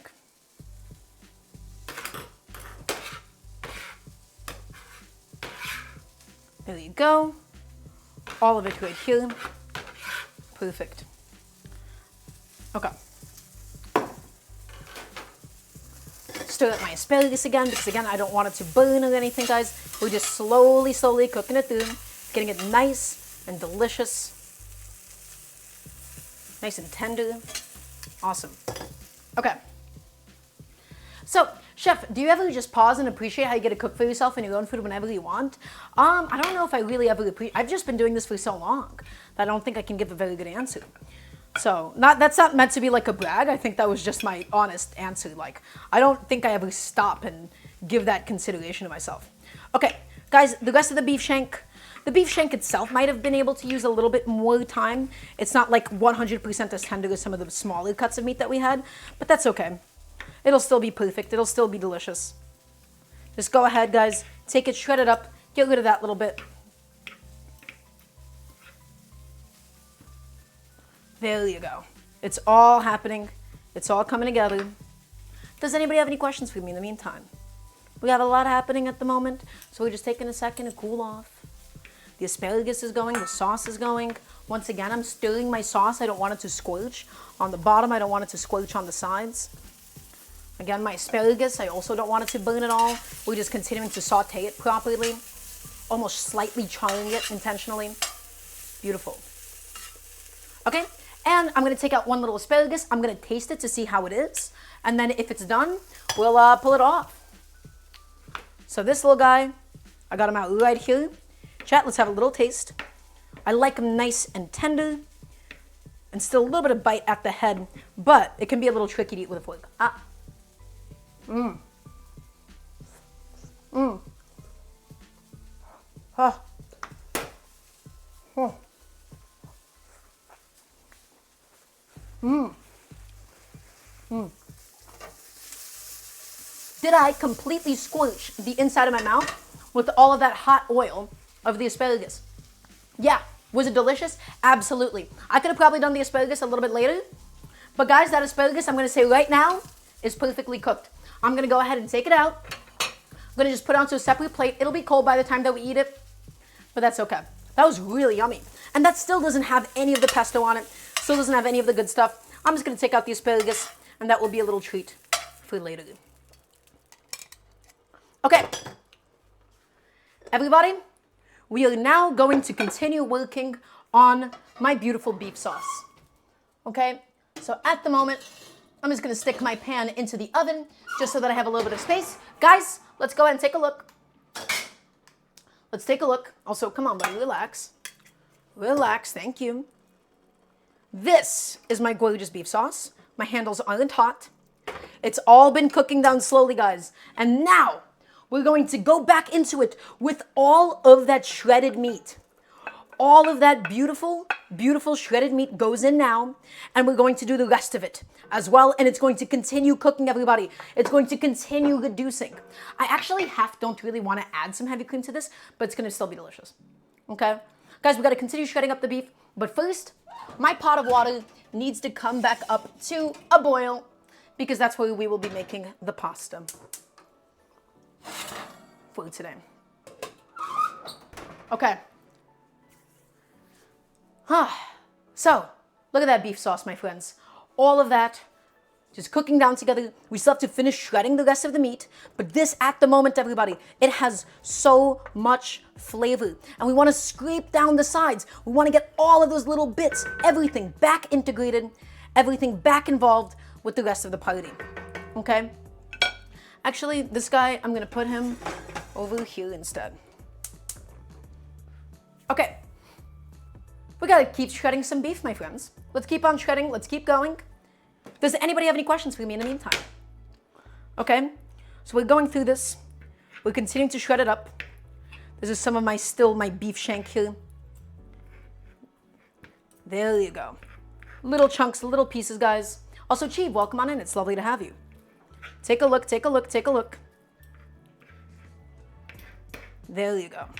Okay, and then these little white parts of fat are going to be the only parts that I really discard, just because they don't have the most pleasant of mouthfeel, right? We've already cooked all of the fat out, so they're just like really, really spongy and gelatinous instead, right? That's not exactly what we want inside of my ideal meat sauce. So take them out. A little bit is okay, but too much of it, it gets a little overpowering. Okay, guys, let's go ahead and look at the lamb ribs. Now, the lamb ribs, they don't actually have a lot of meat on them. The lamb ribs were mostly fat and a little bit of collagen, but we still want to go in there and pick it apart, and I'm gonna use my hands for this because it is the most efficient way to do so. Okay, take it, and guys, that melts in my hands, so easy to pull apart. What can we do with those scraps? Can we throw them out? Are we talking about the meat scraps? If so, then I would say yes, because there's really nothing left in them. We've already taken most of the collagen, dissolved it in the water itself. This scrap, like some bone, it's really, really nothing. You know, okay? Guys, next lamb rib, guys, you can see how it literally falls off. I know it's a little bit Reddit to say that, but it does. It's been properly cooked through. You can go ahead and see how easily it shreds up. We cooked it through long enough. Look at it. Falls apart completely. Okay, and now this chunk, guys, this is mostly fat, which I don't want, again, because we already have plenty of fat inside of the dish itself. Okay, let's get all of that lamb meat, though. Let's get all of that in. And then most of this, again, not completely edible. Guys, that lamb, delicious. So good. You can see, again, the meat comes right off. Let's take these little guys out. Beautiful. Nice and simple. And then we'll finish the pasta. We'll add in the peas to the sauce. All will be well.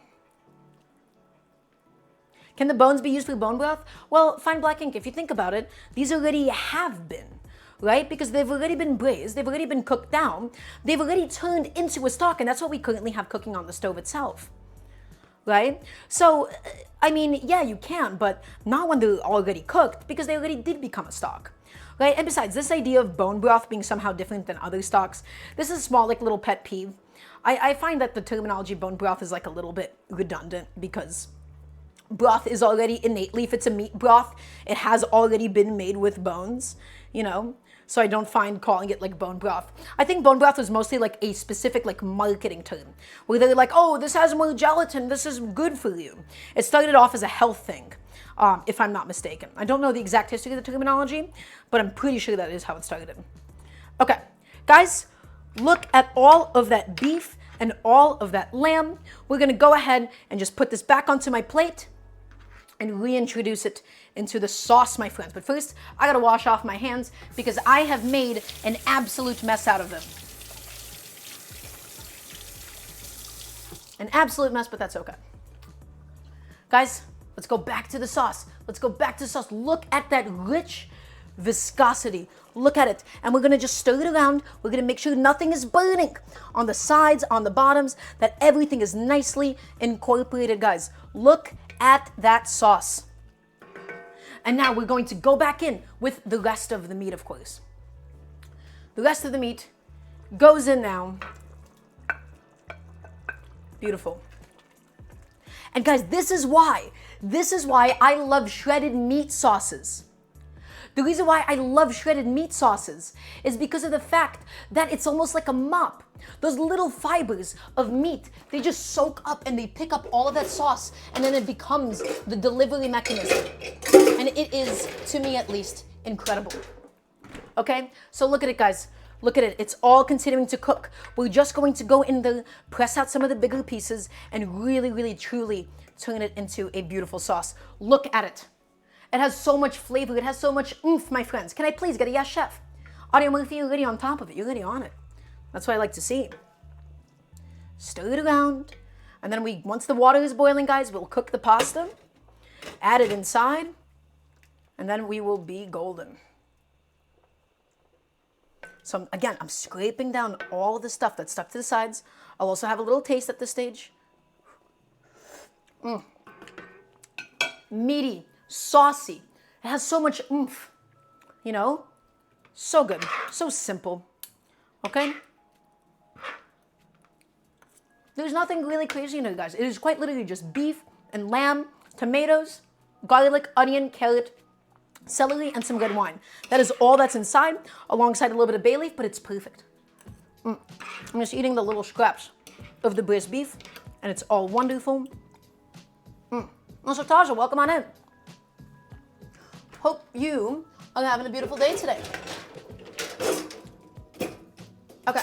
And guys, while that's going, while that's cooking, while my water is coming up to a boil, I'm taking opportunity of the moment to just put a few things away. Does anybody have any questions for me in the meantime? Oof.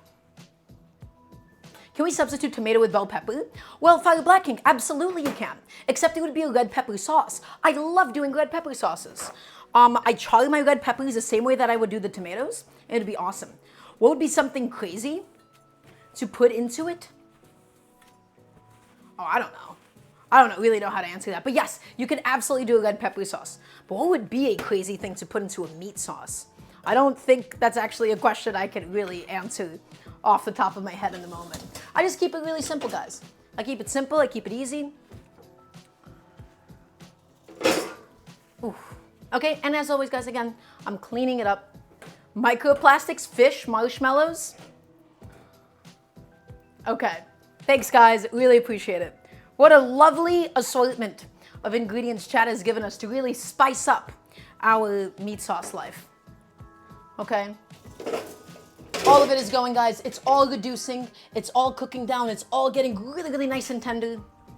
And all of those flavors are just concentrating on the bottom, and we're taking it all and we're scooping it back in. This is the product of so much love, my friends. Okay. There it is. This is a proper meat sauce, my friends. Does that look like the Italian-American bologneses? The, Italian-American restaurant red sauce with little chunks of meat swimming inside of it? Does that look like that? The answer is no. This is made with so much love, my friends. This has so much clean meat flavor all the way throughout it. That is beautiful. There she is. She's all coming together, my friends. Fish sauce would be really, really good in this, though. Yeah, for like a little bit of extra oomph. But honestly, I feel like this is really just meaty as it is. I don't think I'm going to need additional fish sauce. So that's all cooking, guys. I cleaned up my station a little bit. Okay? Looking a bit better than Chef Boyardee. You know what, folks? I'm glad to hear that. That was the thing I was thinking about. Like, this was the standard that needed to desperately be met. As long as it's better than Chef Boyardee, I would say to myself, we would make it out okay. My water is about to come up to a boil. We'll add in the pasta, and it'll be lovely. Oh. We did a lot today, didn't we, guys? We're doing a lot. But we're in the finish line. We have to cook the pasta, combine it with the sauce, and it will all be perfect. What do I still have in here? Oh, I have a lid for this pot? I see.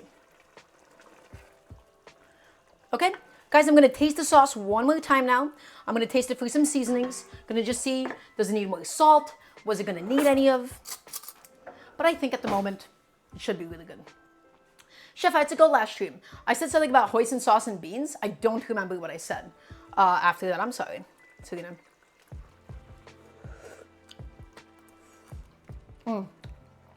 Guys, that is so good. Guys, that is remarkable. It is not tomato dominant, and that was the exact thing I was trying to avoid.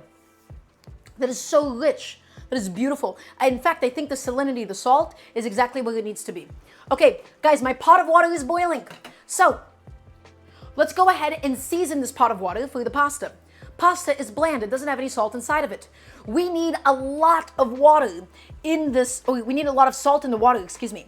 The reason why we need a lot of salt is because only very little of it will actually end up penetrating the pasta itself. The majority of it is still going to stay in the water, but for the pasta itself to become seasoned, it needs an aggressive, and I do mean aggressive amount of salt. Guys, once again, mezzi rigatoni, the small short rigatoni, that's what I'm going to be using for today, and it's going to need about 10 minutes of cook time in total. Also, I don't think it needs to be said, in the year 2024, adding oil to water does not make your pasta unstick to each other. The way that your pasta doesn't stick is by stirring it in the beginning, especially in the first 30 seconds, stir your pasta and it won't stick. But this whole oil and water thing, I don't think anybody does it anymore, at least. So it's all nonsense. Also, Solo, thank you so much for the sub. Thank you, thank you. Subbed at tier 2. Wow. Thank you very much. That's very sweet of you. Okay, guys. So, pasta. I'm not measuring. I'm just going to use like half to a quarter of the box or so for today. Okay, into my boiling water it all goes, because I don't need to make a crazy amount of pasta. Just stir it around. And guys, remember, in the initial cook time, that is when you need to stir it the most. Afterwards, okay, you don't really need to stir it as often. Okay? You don't need to stir it as often, but in the beginning stages, if you don't stir it in the first few minutes, your pasta will stick to itself. Okay? So, we stir it fairly often, and we're not going to time it. Guys, the best way to tell when your pasta is done, okay, is if, you know, you just take it and you take a little bite of it. Don't trust times, don't trust temperatures, just take it after a few minutes and bite it and taste it. Okay? Yeah, Marco Pure White also does a lot of things and, you know, has basically sold himself out to sponsors Starbucks, right? He's, that is, you know, if there was ever the definition of sellout, Marco Pure White, that guy's a sellout. He used to be the guy that was like really gunning and, you know, fine Michelin-starred restaurants and stuff. And then he became that. Yeah, it's kind of sad, really. He was such an innovator for some portion of time, but that's okay. So, I am going to go ahead and shut off the heat. And we're not going to need all of this pasta sauce today, my friends. I'm going to go ahead and reserve a bunch of it now, okay? I'm going to put it into a separate container, let it cool off, and put it into the fridge. And then once the pasta is cooked, I'll be adding it back inside of the sauce alongside some peas, my friends. Okay? So, I'm going to go ahead and grab a separate container for me to just fill up with all of my sauce that I worked so hard on developing. And we're just going to let it cool down, and then I'll put it in my fridge. And this, guys, this is going to be food throughout a week. The beauty of this kind of a meat sauce is in how reheatable it is. It's so reheatable. You can turn it into a stew with some more ingredients and vegetables and some broth. Okay, you can eat it as it is. I adore having really good meat sauce on hand. So, a bunch of it just directly inside of my container, and that's a problem for another day. Not as much of a problem, but you know what I mean. Okay, and all of this sauce, my friends, is going to be used for today's pasta.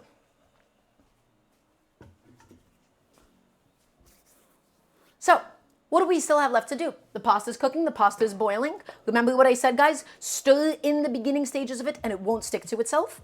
Once the pasta's cooked, we'll add it in. And then in about 5 minutes time, so halfway through the pasta cooking process, we add in the peas. I don't want my peas to overcook. I don't want my peas to turn mushy. So we only add it in the last few minutes, okay? That's why we didn't cook it down with the rest of my ingredients. I will take a second now just to clean up. I'll be putting my pasta away and into the pantry, guys, because remember, we're cooking at home. And when you cook at home, you have to clean as you go so that you don't end up with a massive mess in the kitchen at the end of the day.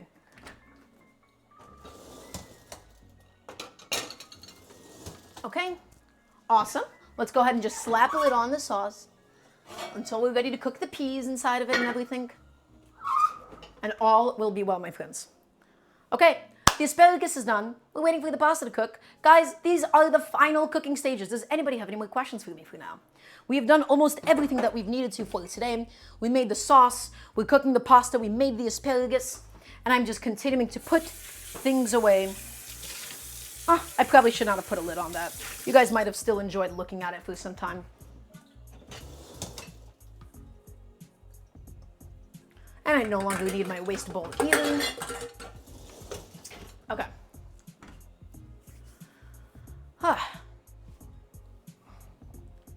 It's all coming together. Vampus, I use it. Thank you for asking. So guys, take a look. All of this, that's my meat sauce. My pasta is slowly coming up to temp now. And so, what I'm going to do, I'm going to put the heat back onto the pasta. And now, a bunch of my fresh green peas because we are now well into cooking the pasta itself. So, fresh green peas. I'm gonna not, once again, guys, I don't measure.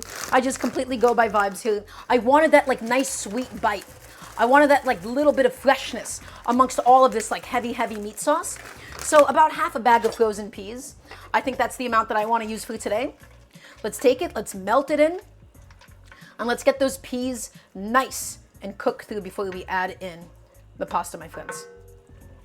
Just a very nice little vegetable component because we have all of this fat, we have all of this protein. It's so rich, and so those peas are just like that little bit of freshness, okay, that you really want inside of something like this.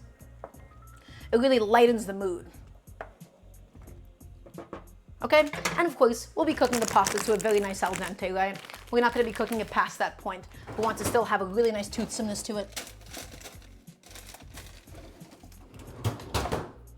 Cooking those peas down, make sure that they get nice and cooked through, just because it's mostly a food safety thing and how they handle frozen peas. Although peas do generally benefit from like really minimal cook time, I will say, so that they don't get too mushy. And guys, I think we're doing well. I think we got most of what we needed to done. Yeah. The asparagus was the only thing I kind of regret in my timing of it. It was really poorly timed. I should have done my asparagus later on, but that's okay. That happens. Okay, the pasta's been going for a little bit. Guys, again, the best way to tell if your pasta is cooked or not, just taste it. Take it out, and if it's too toothsome, leave it in for longer. If it's overcooked, well, then you've already messed up. Really nice bite to it, but a little bit too full, my friends. I'm going to say another minute, and then that's going to be good, and then we'll taste it again. And we might add it into the sauce. There it is.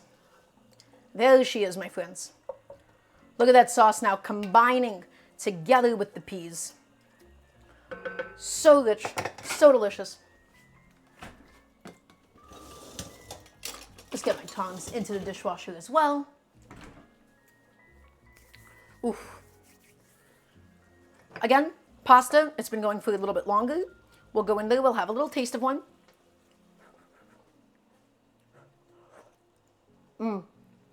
Almost there. Really close, guys. Super close. Again, I still want some firmness, but I don't want it to be completely chalky all the way through. Do the peas not overpower the meat sauce? No, Kiwi. As long as you don't add too much, then it'll be perfect. But yeah, it can definitely overpower it if you add too much, but I love like that fresh bite of the peas. That fresh bite of the peas, it's just like such a nice contrast texturally. It's nice and light amongst all of that fat, amongst all of that protein, guys. That beef, you can see how much it's shredded.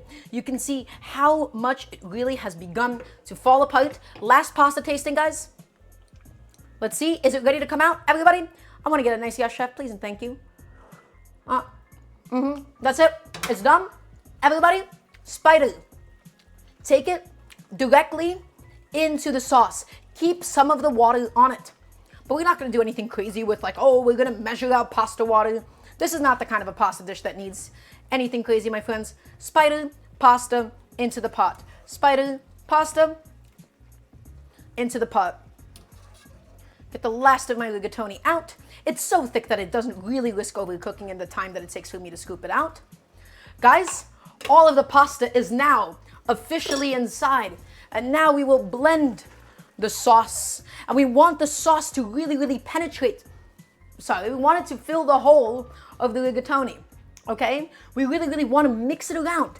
Mix it and mix it and mix it, guys. The goal is to get the rigatoni essentially filled with this sauce. And mix it and mix it and mix it. And this is going to all come together, my friends. But keep mixing it. You don't want your rigatoni to just be a bunch of empty shells. That's why we picked this pasta specifically, guys. Okay? There she is. There we go. All together now with the sauce. We want it all filled up. So press that sauce in there. Keep mixing it up, guys. I know it's thick. I know it's viscous. But just keep on going and do what you need to do. Okay?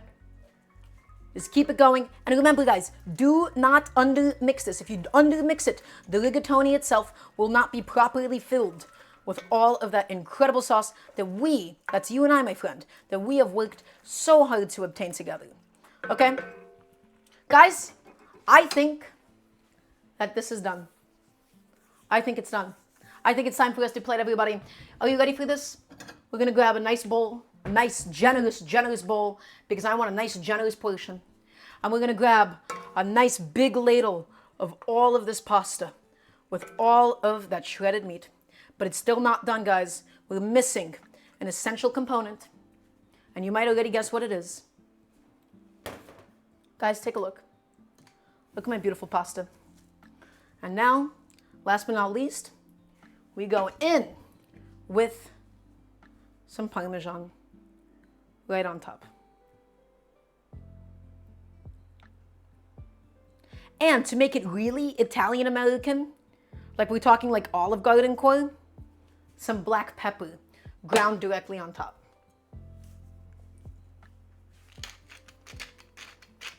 Just because it's fun to do it that way. Okay, guys, that's my pasta. It is all done for you today. So come take a look. Look at it. Ooh, this is the kind of a thing that I take a picture of for Twitter occasionally. I don't often do that, but sometimes with like a 0.5 lens too. That's a good bowl of pasta. Guys, come take a look. We made all of this from scratch. We started out with some beef shank, with this miscellaneous scrap of beef and some lamb ribs. We seared it, got it really nice and beautifully crusted in some olive oil. We added in carrots, onions, and celery, the classic mirepoix, the classic trinity. We added in garlic, deglazed with red wine, added in some bay leaves, added in charred and blended tomatoes, pressure cooked it down, evaporated it, took the meat out, shredded it up, added it into the sauce, added some fresh peas, boiled some rigatoni, added it all inside, married the two of them together. And guys, this is the pasta that we were left with. And then I also made some asparagus, but I'm not gonna lie, I'm not the most excited about how my asparagus came out, so we're not even gonna think about it. She does not exist to us at the moment. Everybody, let's go in. Let's grab a nice big spoon. And this is why I picked the mezzi rigatoni, guys. Look at the mezzi rigatoni. It's just able to hold on to that sauce. It's so rigid, beautiful structure. Hot.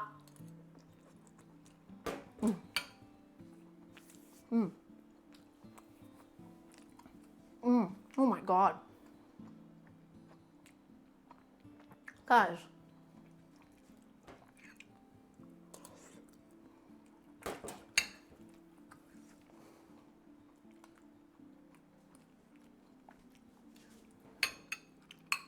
Guys, this is good.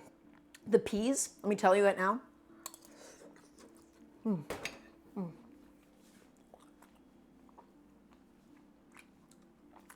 Yeah, it's good. That's really nice. Has so much meat inside of it. This is the kind of a pasta you wish you were eating.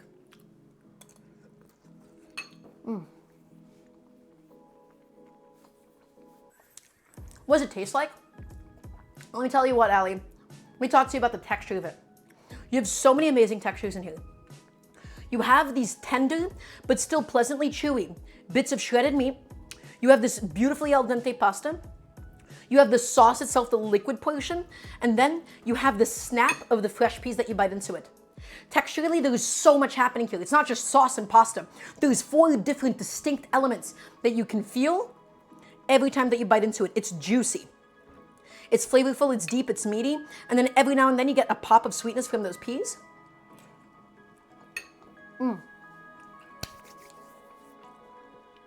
Amazing.